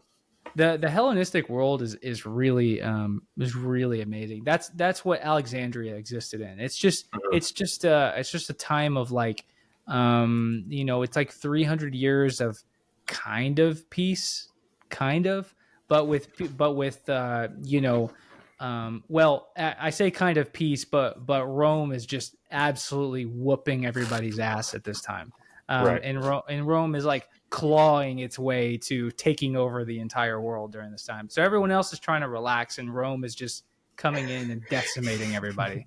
You know, kid on the block, just clapping. Yeah. Well, it's kind of funny. Like, so in Greece, you know, you have the Bronze Age wars of like Mycenae, Mycenae and Thessaly, and let's say even Troy. And so you have the Bronze Age wars, and then, you know, you have Minoan Crete culture. And so you have all these wars, and then you have the Dark Ages, and then Greece kind of rebuilds. And then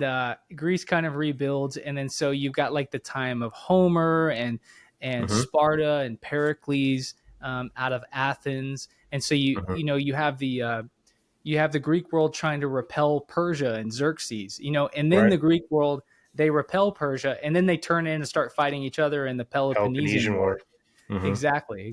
You know your timeline stuff, dude. That's awesome. I love history, man. Yeah. So then they start fighting each other, and then you know, so the Greek city states, dude, they start declining just in the same way that Mesoamerica does. And then so little old Macedonia up here with Philip II just crushes all of them. And then all of a sudden he dies, and then his like 23-year-old son goes, I'm going to take over Persia. And all of the Greek city states are like, that kid's going to go out there and kill himself. And then 7 years later, he's got his feet kicked up in Babylon, and he's taken over all of the known world. And little old Rome over there is like, oh my God, when he goes back to Macedon, he's going to come after us. So lucky enough for everybody else, Alexander dies, and the Hellenistic world like splits up. You know, Alexander's kingdom splits up, and then everybody goes, okay. You know, after the wars of Alexander's successors, everybody goes, okay. Well, let's kind of chill out a little bit, and let's focus on, you know, let's focus on building our culture or whatever. And then everybody like looks to the west, and here comes Rome. It just never stops, dude. It Flight never of the Valkyries stops. is playing, you know. It's just amazing. It's just well, it's funny, you know what I mean? That like all that happens to the Greek world, and then you get to this Hellenistic period where it's like nice, and Greek culture has spread everywhere, and you know they're building like. Dude, did you know that there was a library war? Did y'all know this? No. Dude, there's the library of Ephesus, the library of Pergamon, the library of the library of Alexandria.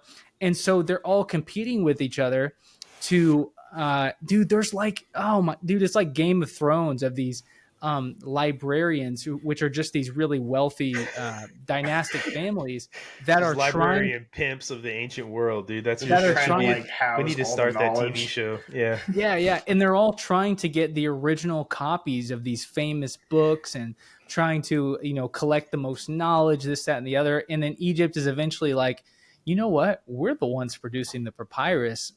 We're not even going to make papyrus for you guys and sell it for you anymore. We're going to have all the papyrus and make all the, and have all the scrolls. Yeah, And we're so, writing dude, books. there's 300 years of library wars at this time. And all throughout that time of like these cultural wars, it's like a cultural war, but it's kind of a time of prosperity, like Hellenism. That's what Hellenism was. Mm-hmm. And then so, dude, like the Hellenistic world is really thriving. And then Rome has just got to come and burn everyone's city to the ground. Jedi Temple March. Literally, dude. Like, Well, Uh, speaking of Rome and like the military, it makes me wonder what was the like the Mayan Mesoamerican military like? Because obviously, like you think of like Greek army, you think of Roman army, you think of like the phalanx with Greece, right? And like the Romans they perfected the Greek phalanx. Like did the Mayan have something like that? Did they have siege weapons? Like if you're going up against cultures that've got pyramids, right? Like how much do we know about their military? Not a whole lot, man. Man. We know that it was like heavily strategic, but it's like straight up guerrilla warfare, So Okay. you're Makes sense in the jungle. Yeah, I mean, you're attacking people at night, using, definitely using fire. I mean, it's well, I'm trying to think of like, it's like jihad wars, basically. You know what I mean? It's like terrorism. That was the form of, that's like Guerrilla the form warfare, of warfare. like you said. Yeah. I mean, you're using fear. It's like, you know what I mean? It's not, it wasn't noble warfare in the way that, Like Washington crossing the Delaware on Christmas. Exactly. It's exactly like that. Get ready, Hessians. Which was savage of him to do, by the way. Dude, yeah. USA. Yeah. So George Washington was an absolute savage. But yeah, in a lot of ways. Yeah. It was a lot like that where, you know what I mean? You are, so the Maya world has like all these sock bays that go all over the Maya world, which are these 10-meter tall stone highways that go all over the Maya world, and they just cut straight through the jungles. And so, people had to walk everywhere. So you have armies, walking down the road, and at a certain, strategic turn, you have all of these people sitting up in the hills, or sitting up, maybe the sock bay goes like between a little hill, and all of a sudden, they just descend and shoot arrows through it, and just, you know what I mean? Rome in the Teutoburg forest, just that's it. Yeah. It's all about sabotaging and terrorizing your enemy, and that's what we know about Maya warfare. Just from Spanish accounts of having to deal with the Maya people. That makes sense. There were some, so the Maya and the Toltecs had started to form an alliance to fend off the Aztecs by the time the Spanish came. So the Maya Toltec people of Chichen Itza fended off the Spanish like pretty fiercely. And yeah. It was like so. I think it was so bad that the Spanish had to flee at night, and they tied up all of their dogs to trees and had like bells on them. And so it would make a lot of noise at night to distract the Maya from the fact that the whole army was leaving. You know what I mean? Shit. Some story like that. Yeah. So they were really That's wild. quite scared of the Mesoamericans. And I mean, really the biggest upper hand that the Spanish had was that they were immune to all of the diseases that they exposed Mesoamericans to, So they were fighting people who were already ill. And had been ill for a while because, Columbus arrives in the Bahamas in 1492, and then some of the first trading vessels that go down to Mexico are in the early 1500s. Cortez arrives in 1521, and then you have, he takes on the Aztecs immediately, but then you had later expeditions throughout the 1500s and the 1600s to take on the Maya. And so, some of these, so the last Maya kingdom fell, it was called Lake Peten Itza. and that was on an island in Guatemala, like on an island in the middle of a lake. Why did they survive? Because they were so, secluded, but they were really just refugees from the rest of the Maya world that found their way to this island and would like Damn. swim across the lake or, go across on a little raft or something just to get there. So they built up this fortified kingdom. And yeah, I don't know where I got off on the rabbit hole about that, but No. that's kind of like an idea of what Maya warfare was like. Very much guerrilla warfare, staking out in the jungle and then attacking your enemy at their most vulnerable. And then, Sure. your hand-to-hand combat, they had shields, they had like wooden shields, but it's not exactly the way we think of it. It's a more agile shield, whereas a Roman shield will cover your whole body. Right. These are more like smaller shields that may have also been weapons at the same time. And then they had swords, which is interesting, that like, Yeah. that the similar ideas are there, but their swords are different. It's a solid wooden club with jagged, razor sharp obsidian like razors attached all the way around it. So when you hit somebody with it, not only did the sword shatter the bone, you know what I mean? Like it's like hitting somebody with a club or a baseball bat, but it's like a baseball bat with razor sharp obsidian blades attached to it. So you're just talking about, it's just like disgusting carnage from that. Yeah. Another thing, they're gonna have your normal obsidian daggers. You're gonna have the I think it's called the axolotl, and it was like and they had spears too, which is interesting. But spears must have been around since like the Ice Age, and they just permeated throughout all of the world. And probably the same with bows, and definitely the same with like daggers. Those have been around since before the Ice Age. But they had learned, the Mesoamericans had learned to throw their spears with even more power and velocity by attaching this little wedge that you held in your hand, and it cut the back end of the spear, and you would hold it like this and then launch it forward. So you have this leverage that propels the spear forward. But the spear was also right? Yeah, atlatl. Yeah. I don't know why I was calling it axolotl. That's the little lizard thing. Yeah. So the atlatl. And those spears were also smaller, so it's easier to project it forward, but it's really just like a giant arrow coming at you. And so they would also have honeybee bombs where they would capture honeybees and wasps and put them in like rotten fruit, and then they send it in kind of like a slingshot catapult, and so it just lands in the middle of their enemy troop, or at least in our case, in what we know from the literary sources, that they would land amidst the Spanish soldiers, and then all the bees disperse and go underneath their armor, and what I mean, you're trying to fight with 100 bees stinging you. So Impossible.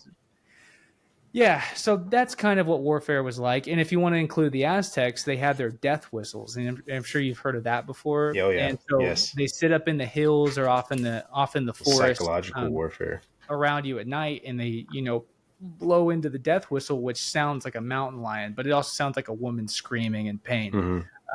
And so psychological, like jihad, kind of warfare, it's like terrorism. So that's kind of, it's not the same noble wars that you see like in the old world, Sure. Just curious. Because obviously like mankind has always waged war against one another, but don't really hear a lot about Mesoamerican cultures and war, you know what I mean? So, but one of the things though, listening to, or again, like watching like Jungle of Stone, you mentioned Orellana, like traveling up and down the rivers and like seeing all these cultures. Like, is it really just like his presence and the presence of these diseases that wiped them out, that when the Spanish returned and found them all gone? Or is there another sort of academia reason why they think maybe that happened? Well, it's tough. It's tough to say with a lot of certainty.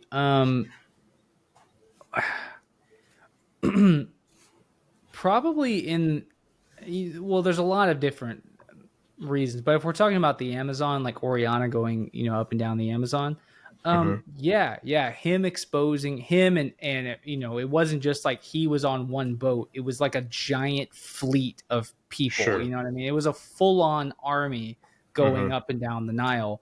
God, I don't know. It's been a year or so since I've seen these numbers, but I want to say like it was maybe 1,000 Spaniards and something like 9,000 enslaved indigenous people. It was like a ridiculous convoy. Yeah, Holy cow. the numbers are that big. I could be somewhat wrong, but it's like a colossal amount of people that were on this expedition.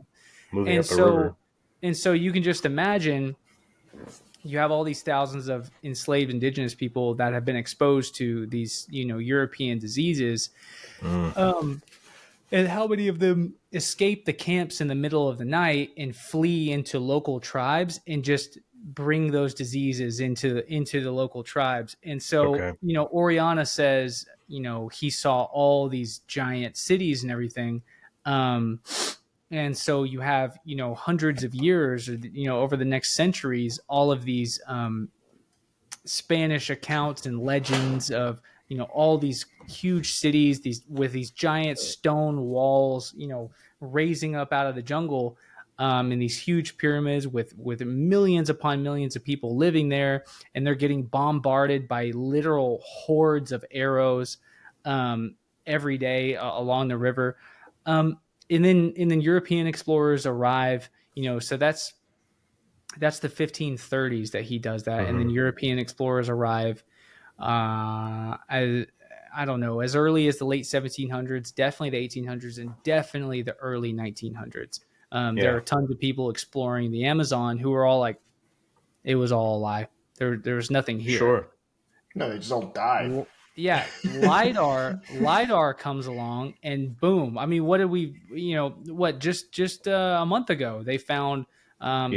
Was it 1,000 structures, 6,000 structures in Ecuador? I remember seeing that. And dude, that's just on the peripheral of the Amazon. That's not even deep into the Amazon. That's so crazy. So now the estimates are at least 20 million people were living in the Amazon during the time that Oriana arrived, and disease leapt ahead of any of the armies and literally decimated all of the civilization. And I think that that's a realistic enough explanation, because it wasn't just one so when disease. people come a couple hundred years later, they're like, where'd they all go? Where were they? Yeah. Well, and it wasn't just one disease. It was like a wave, or it was waves of about 24 diseases that swept across all of the Americas. And I find that pretty realistic, because it's like the same scenario across all of the ancient Americas. Like even Alaskan natives, your Eskimos, are just their cities, their little igloo, village cities that are ice fishing, villages or whatever that are there. By the time people arrived there in the 1800s, the ruins of the villages are there, but nobody's there. You know what I mean? So it's just like poof, they all disappeared. Well, they all got sick and died. Yeah. And so when they see these bad spirits like killing off all the people that are around them, like, oh damn, I got to get out of here.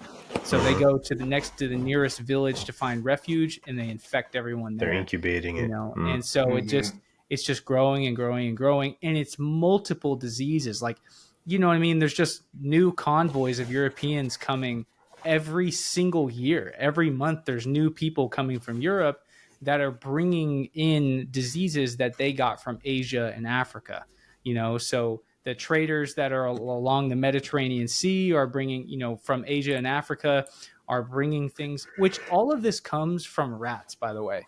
All of these diseases come from rats that live along riversides. So rats, rats in water harbors disease.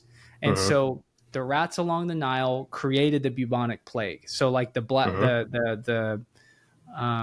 bubonic plague of like the Middle Ages, Black Death started along the Nile River. And so Ubos was a noted thing in like 1500 BC. And so that started along the Nile River. It also started along the twin rivers, you know, the Euphrates and the Tigris River. And then we can imagine that it's also happening in the Indus Valley and everywhere else, that people are living in these similar kind of areas with these rats. And so those diseases start there, and then they spread up into Europe. So all the Europeans that are trading along the Mediterranean, getting goods out of Asia and Africa, are bringing diseases through the Mediterranean across the Atlantic and exposing them to people who didn't have these urbanized societies that harbor diseases. And so their immune systems are not at all equipped to this. So they die instantly. And then it's just just a ton of different diseases that swept across. And so, you know, to be able to, like, for immunologists or whatever, to be able to go back and study these diseases is like almost impossible. But they're able to, I don't know, they kind of piece it together through some literary sources that it's like just north of 20 different diseases wiped out North, Central, and South America. So, yeah. I mean, first off, that's freaking amazing. But for a group of people like them who, you know, had a massive priest class and, you know, gods, and put so much emphasis on, you know, religion, I guess, like, what can you paint like a picture of like how they would have like tried to deal with this internally, like recognizing, holy shit, all these people in our culture are dying, like, what would they have done? Like, obviously we just went through something, right, as a modern group of people, and we see what like we did, but like, what, painting a picture, would they have done to try and like turn the tide to work against this, and, you know, in their own ancient way? Well, I mean, they probably thought it was similar to that volcano erupting and just thought gods were pissed. Like, did they start mass sacrificing people? Like, Well, I mean, we know. I mean, there's a few different accounts of what they did, right? So we know that they were like in mass fleeing the cities where sickness is breaking out.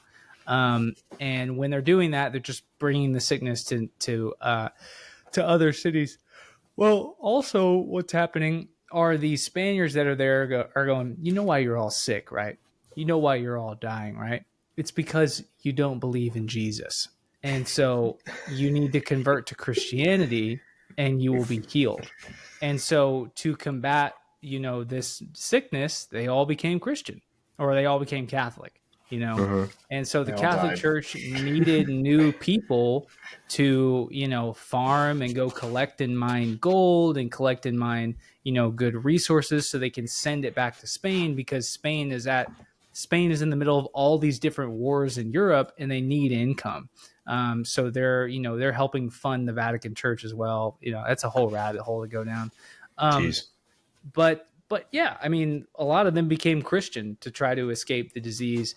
And I don't think it worked very well, because the priests were baptizing all of the people in buckets of water. So all of the sick people dunk their face with all their germs in a bucket, and you have 6,000 people, literally, I'm not making up that number, 6,000 people dumping each of their faces in one bucket, and each of them are getting the disease, and they all die. And so that's kind of, they didn't really have a lot of options, you know, like, they were facing the end of their world. There isn't no way to survive. Gosh, man, almost none of them survived. I mean, they really didn't, you know, by the time you get to your cowboy and Indian, you know, stage of America, like, there's not a lot of native people. There's not a lot of native people left in South America or Central America to Mexico. There's not a lot of native people left. And the only reason that there were a lot left in North America was just because it was populated, you know, by Europeans like a bit later, and their civilizations were less progressed and less able to surmount armies to attack, the Europeans, which also didn't make the Europeans think that they had a lot of resources because they weren't super developed. Does that make sense? Yes. Yeah. I mean, so like when when they're exploring the coastlines, from Florida, they're seeing people, but they're not seeing much that looks like their own civilization. Eventually they get down to Mesoamerica. Boom, you're seeing buildings now. That's a lot more attractive. So North America kind of gets neglected. So the disease does spread up there. It does kill, 90+% of people. By the time that our ancestors get there, even though I didn't have anybody that was in, well, no, I mean, I did kind of, but, I guess by our ancestors, the cowboys arrive,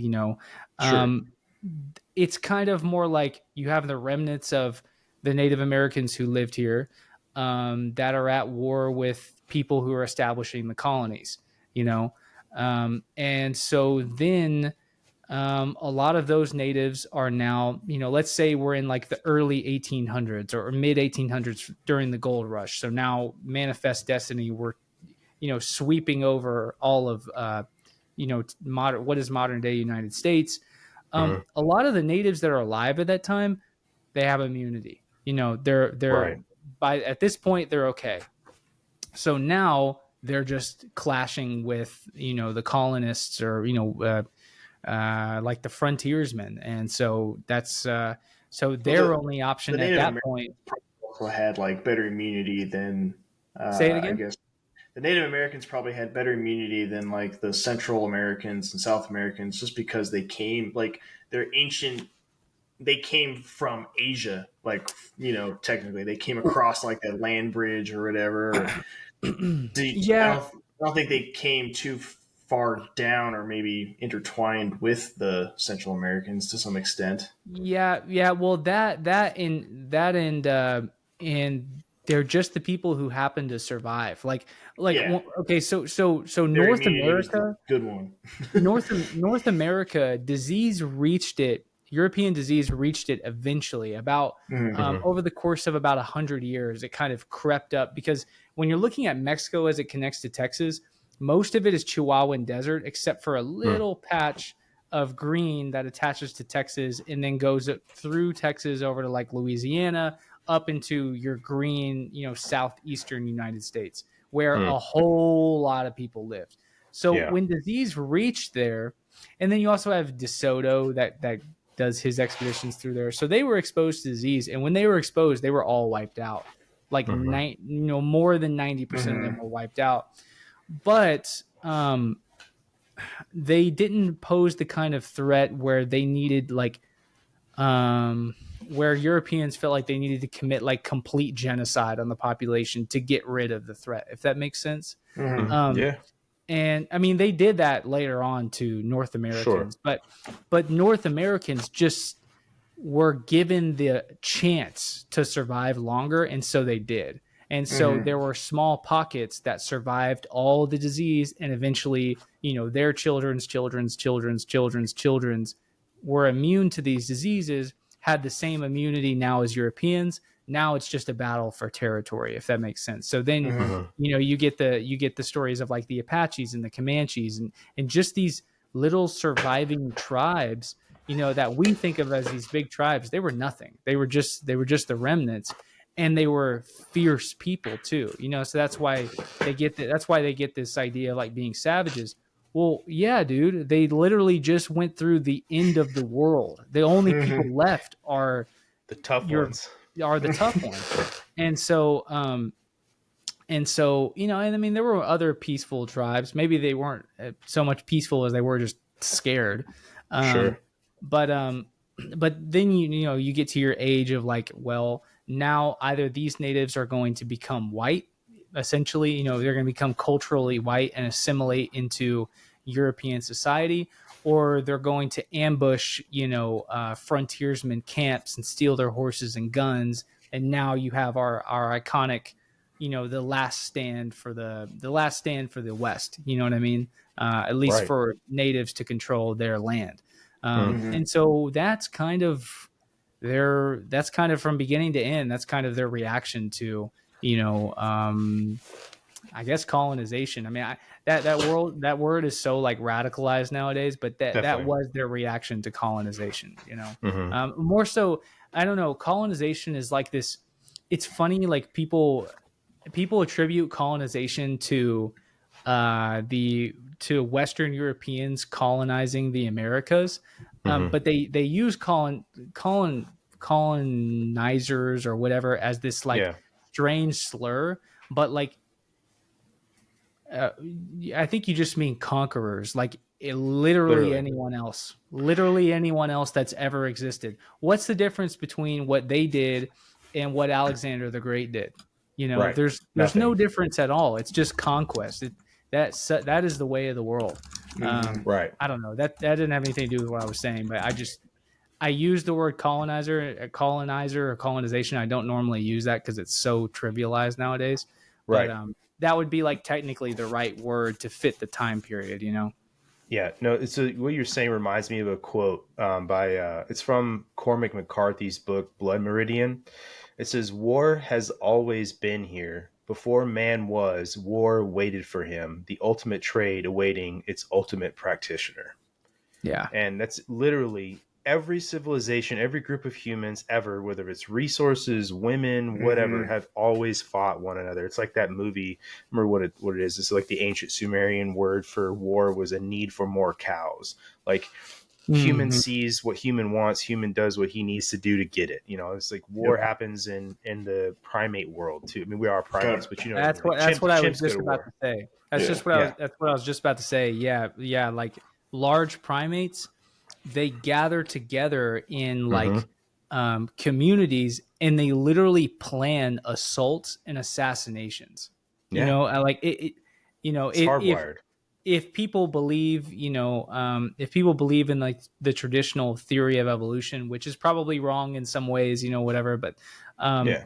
before Homo sapiens even existed, all of the prehistoric hominids were waging war on each other, assassinating one another, And colonizing each other's it's not just land. land animals. Like orcas do it. They like work Well, yeah. together to like fight each other and get food. Well, Dolphins you do. could Yeah. you could make the argument that attacking the other pod of orcas and taking over their hunting lands is a form of colonization because now you've eradicated them and Yeah. moved into it. You know what I mean? Like, Yeah. Yeah, and they like strategize. Like it's not them against another like group of orcas, but it's them trying to get like one seal off a thing of ice, and it's like all oh these yeah, orcas going together so to smart. make a wave Yeah. to then Yeah. knock the one seal in so they can eat them. Yeah. Like Yeah. that they The wolves strategized of the that. They sea. figured Yeah. that out. Like Yeah, What- yeah, I mean, I totally agree. It's just that is just the way of the world, and it's amazing that people don't realize ants go to war. we're now at a place where society and life is just so good that like Yeah. that people You can't forget the even human element. acknowledge the harsh reality of what it means to be a human. You know what I mean? Right. Now Lost now touch. people there's a great title of a chapter in the book called Emperor of Rome, and it's about Roman society gets so large and so grandiose, and for the people living in Rome it's so peaceful that people start to like lose a sense of reality. And at the end of the one of the chapters at the end of the book is called "I Think I'm Becoming a God," and it's so that's what people in first world countries think of today. They think, oh my god, dude, they think that they're like ethereal Go off. deities that that kind of don't the rules of nature and don't really apply to them. They're kind of above they're kind of above nature, and they can look down their nose on the rest of the world. Like they think they're becoming a god. And, it's like the ego and the ignorance of first world culture is what will bring about the end of it. Just like it always has. So it's kind of like the Hellenistic world. Like it is the ideal. It's the ideal sort of civilization where they're not really warring against each other. There's some bad stuff going on.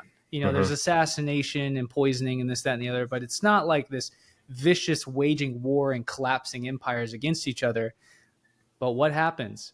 The next guy who hasn't yet reached his Hellenistic peak is about to come in and whoop your ass because you forgot to keep your edge that gave you what you have. You know, I've said this a few times. It's like the line from Dark Knight Rises when Bane is talking to Batman. He says, "Victory has defeated you." It's Wow. literally Yeah. what's Yeah. happening to Americans as well. Like, because like what you're talking about, this like ego and like seeing yourself as like a god, so to speak. Yeah, it's Western, but like America is like the hyper version of that. Because like having spent enough time around like Europeans or other like you could argue like obviously like Japan is in the East, but like for all intents and purposes, Japan is a very Western culture too. Yeah. Like what you're describing is how the Japanese and like Europeans talk about America, and they share the same attributes in some way, but like the United States is that like cubed. You know what I mean? Like it's crazy how much that is.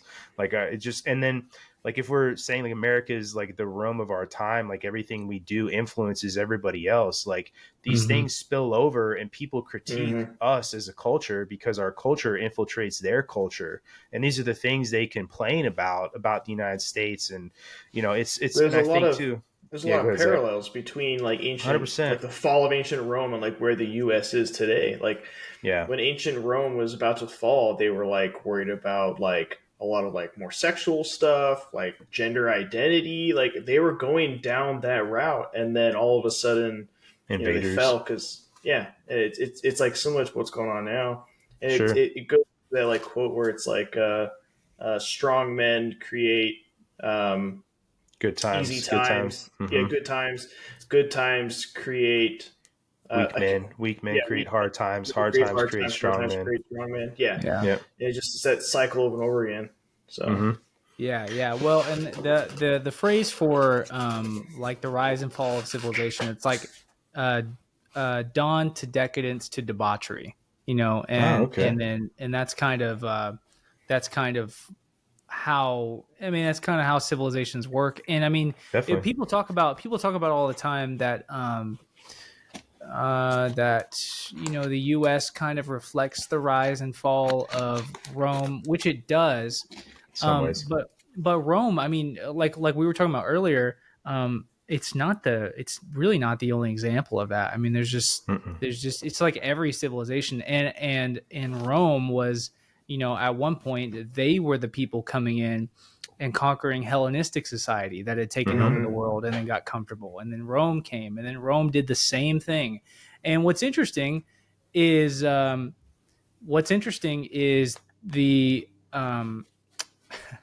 the Greek world, like the Greco-Egyptian, Greco-Asian world, that Hellenistic empire. Who did they beat up on the most? It was ancient Italy. So like the Etruscans and the other Italians, and you can call them the Romans, but that kind of comes a little bit later. But they're beating up on Italy, and they're beating up on Sicily and Syracuse all the time. And then so who comes for them eventually? It's Rome. Rome, like the culmination of Italian society, eventually comes for the Hellenistic Greek world. And then who are the Greeks literally massacring the whole period of their civilization are the barbarians or the barbars, the Gauls or whoever it wants to be. Who was it that sacked Rome? The barbarians. So it's just like there's a lot of parallels there. Like a lot of the, I guess without getting too modern, a lot of the places that the U.S. shouldn't be involved in, and a lot of places that we go in and disrupt and topple, that is going to be the reason that we fall. Those are going to be the people who come for us in the end. Yeah. No doubt. Yeah, I agree. Well, I think it just goes back to your thought earlier about how we're all just humans, and these cycles are created, and they are the way they are because human behavior, while does change over time, doesn't necessarily change completely. Human beings just do new things with new tools and new times. It's just the same shit over and over and over again. That's why in the future. That's why the ancient Aztecs, the ancient Egyptians are drawing the same designs on their walls. Probably. Yeah. without ever talking to each other. They're just following the same cycle because it makes sense Mm-hmm. of Yeah. nature. So that's kind of I guess bringing it back to everything. That's I think that it's a mix of being intrinsically human, also with like consuming similar substances, Mm-hmm. and and also, man, like, I really would not be surprised if there's a whole field of science out there that Tesla kind of alludes to, and he was like, he's like, if you want to make more discovery in 10 years than you would in 10 decades or something like that, Mm-hmm. you should focus on, what is it, like waves and gosh, I forget what the quote is, but he's I've like heard what you're talking about, and I can't like off the top of waves my and head. vibrations and Mm-hmm. things like that. And Frequencies. he thought that his mind was a God, what is it? He thought that his mind was basically receiving signals from the universe, Mm-hmm. and so there's a thought out there that, like, um, I think he was. yeah, there's a thought out there that we are all connected through, Mm-hmm. like our brains are receivers, like they're like Mm-hmm. radios kind of, Yeah. and they're sending signals back and forth, and we're all connected on a plane that we can't comprehend Well, yet. so there's a precedence for this, and we've talked about it on a few other episodes, right? So like the concept of the muse and getting into Mhm. that sort of headspace where the creative aspect of you is coming from somewhere else, and you're the conduit it's coming through. And I referenced this before too. Conduit, yeah, yeah, yeah. Jimi Hendrix talks about it when he gets in that place. He called it the electric church, right? And it's where like the muse flowed through him, That and it may have just became the been music. demons, though. It could be, but and then Zach and I have talked to us I'm just about kidding, this before but too. I yeah. mean, but to bring that into it, right? Jack Parsons, we've talked about him on the podcast quite a few times. He was into all these different crazy rituals with Aleister Crowley, who's a famous Satanist, Mhm. and then L. Ron Hubbard, who is the founder of Scientology. And he 100% said that he was receiving information and downloading it, which is why he was able to do a lot of the physics that he did to earn himself the title of the father of American rocketry. And Yeah. obviously he died under these crazy mysterious circumstances and all this other shit, So I think what you're saying is true, that there is sort of a maybe a I don't want to call it like a, I guess you could call it a consciousness, that exists that you can tap into. But you have to like really be able to get your mind into those frequencies and those waves, like you're talking about, like what Tesla was saying, to be able to download that info, which is why I really want to have fucking Diana Pasulka on here to talk about this, because she really, really hits on it in her two books, Encounters in American Cosmic. But Do you yeah, think it'd be I kind of agree with like you, man. Do you think it'd be kind of like a hive mind in a way, where like I it's don't just like think the it's a hive same? mind. I think it's almost like to talk about like libraries. It's like a universal library of info that you can Mm. tap into. It's not, because like hive mind is like, it makes me think of like crowds and the way people behave. Like this is like something you have to get into the mind space for. And like I said, it's the ancient concept of the muse taking over your body, and you're just a conduit for this force, and it's making you paint or write. Like even Beethoven talked about it, like making him write music. It's not him; it's something else. Yeah, I will say, I'll say this, and I think this, like, maybe my closing thought. I Mm-hmm. think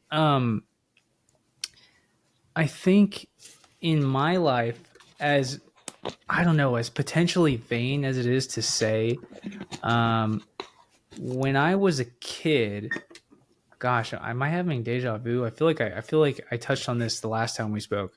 Yeah, But your destiny. yeah. When I was a kid, that was sometimes like my only prayer as a kid, that I would live a Mm-hmm. life that was like a movie. Mm-hmm.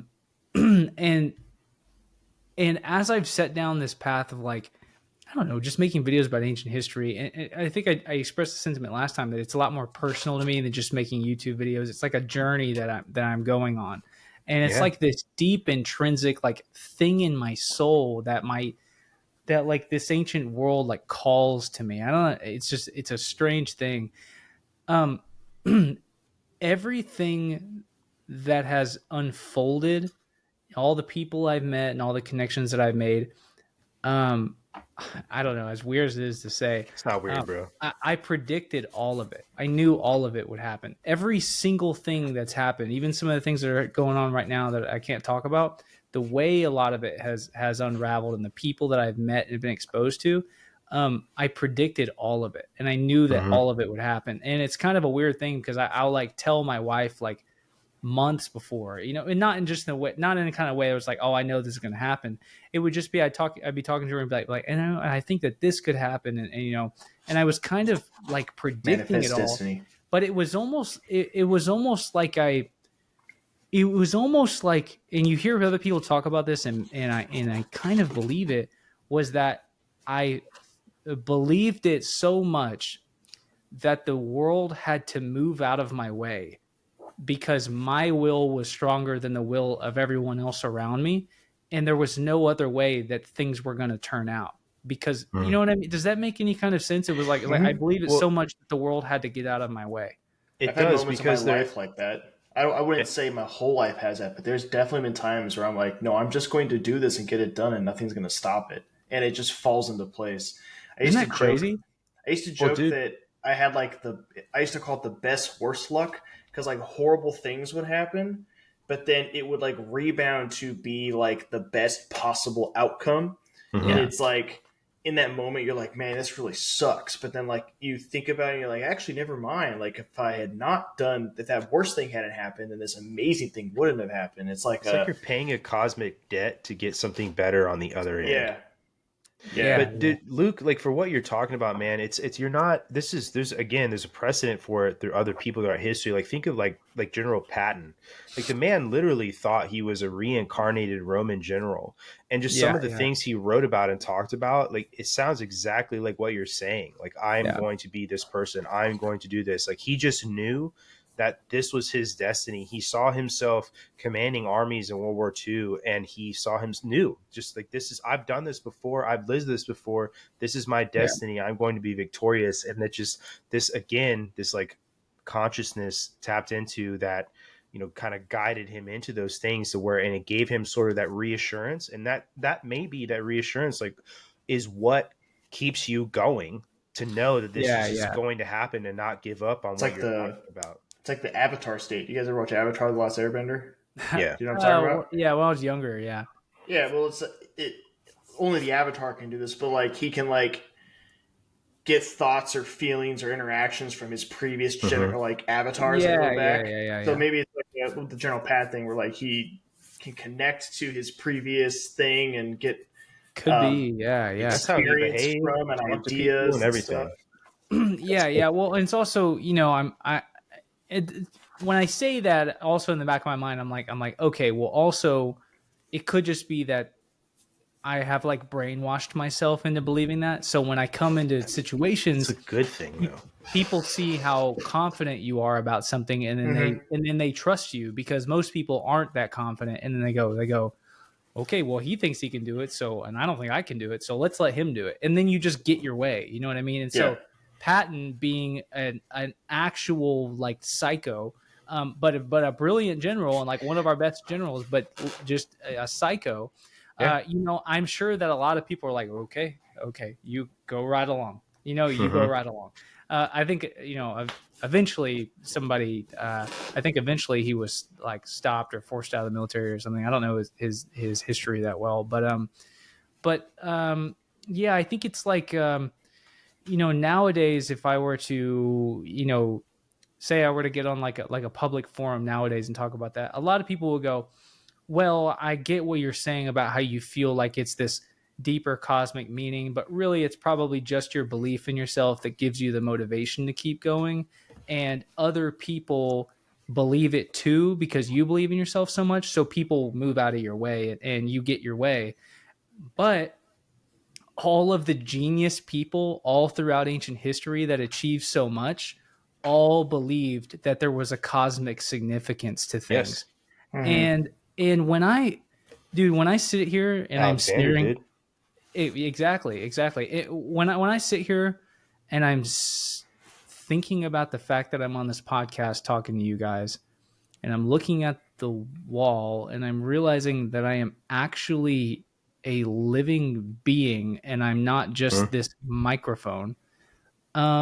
It's really hard for me to imagine that I am here by an accident. It's a lot easier to believe that everything exists on purpose, Right. and that you know what I mean? Is it more likely that I am an accident and I am just one of the luckiest things, one of the You know, luckiest organisms that's ever existed, or is it more likely that I was always going to exist? You know what I mean? Well, the I odds think of it's any of us being born is 1 in 400 trillion.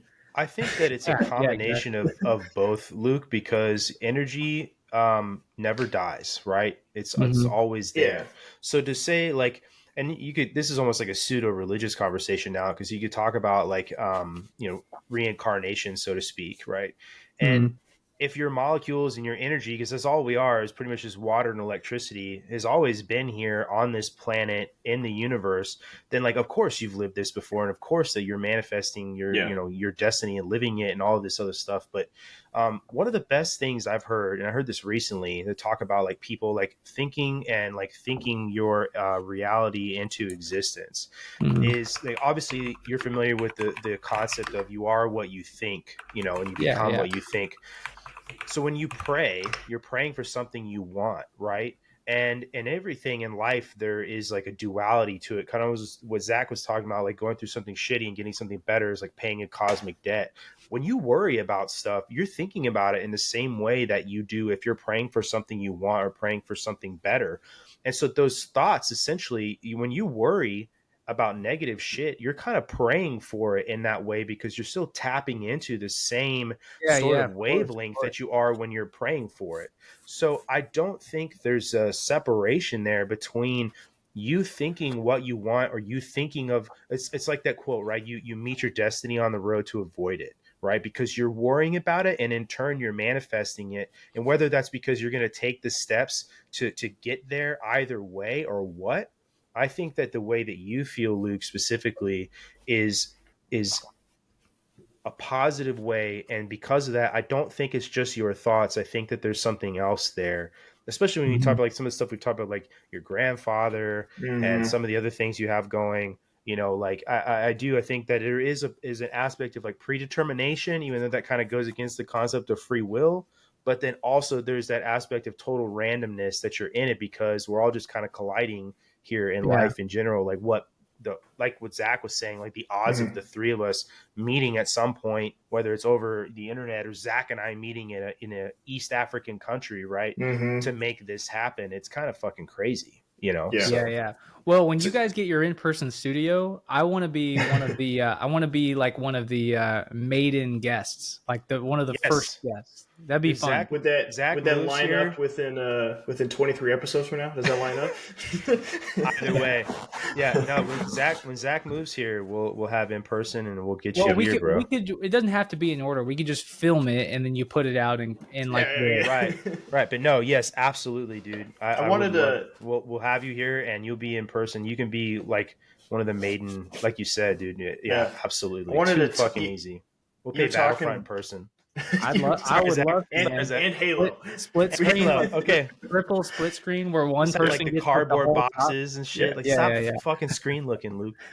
Screen Yeah, peek. yeah, absolutely. Um, you were talking about like matter can't be created nor destroyed. It's like always there, and it just like Mm-hmm. recycles, right, Brandon? That reminded me of the thing I read like a couple months ago. I just re-looked it back up, but it's talking about the mother trees, and there is like a study going on where they believe that like the seed of the tree, and then it, Mm-hmm. it makes a new tree. Uh, they've noticed that there's like a lot of similarities with how those trees grow and Hmm. compared to like their ancestor trees. So it's almost kind of like genetics to trees, but these have been going on for like ever. And it's like the whole like matter being created or destroyed. So like the tree makes a new tree and it keeps going on, but it's like technically the same tree. It's still the original tree, just Wow. constantly It's like making a regrowing. sourdough bread starter. You just constantly use the same sourdough Yeah, starter. It's the yeah, yeah. same. Yeah, yeah. Mhm. But like the studies were talking about how like these trees, they remember memories from like thousands of years ago from those trees, because like they can like study the stumps and stuff. I don't know how exactly they're doing this with trees, but I remember Have to reading ask about the it. int. Yeah, I remember reading about it though, and they were like showing how like these trees are having like in a way memories of their ancestral trees, like in how they grow and how stored. they do stuff. Yeah. Yeah, dude, that's all we are, bro. We're like fucking electric water computers, and we just store everything like that. That's what I think, man. Stressful Who knows? We don't computers. have the answers, man. We don't have the answers. You know, God. That's what I think. God made us all, and you know, He knows what He was doing. And it's just, I mean, that's just my thoughts. But next time you're on, Luke, I want to hear more about this Mayan Fertile Crescent. We didn't get the chance to talk about it. That really interested me. This whole thing interests me, dude. You're one of the most interesting people we talked to. And I'm very down, even though we did the whole Donnie Most thing at the beginning, for you to come back before the next 23rd episode, you know, and hear more about it. But yeah, dude, thank you so much again for coming on. It is always a pleasure. These are my favorite conversations to have because, I mean, I know, you know, like I have a passion for history and just learning about it from people that also have a passion, which is obviously who you are, bro. So thank you so much for coming on again. Yeah. Well, thank you guys. Yeah. I don't take like podcast requests from everybody, but you guys on the first podcast, you caught me at a good time, and I really enjoyed talking to you guys. And Likewise. and you have like I don't know.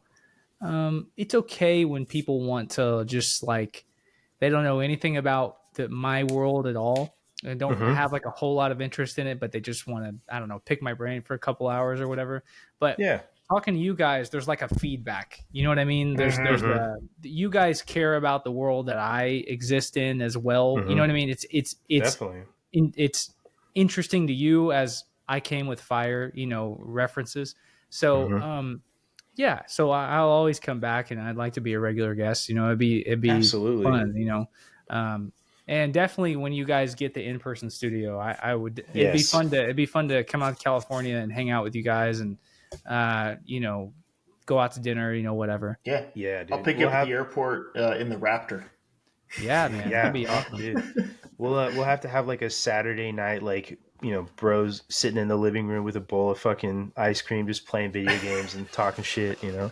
Awesome. Yes, I would absolutely love that. I haven't done that specific thing in so long. I would love to do that again. A LAN party. Deal, bro. Deal. Yeah, yes. Absolutely.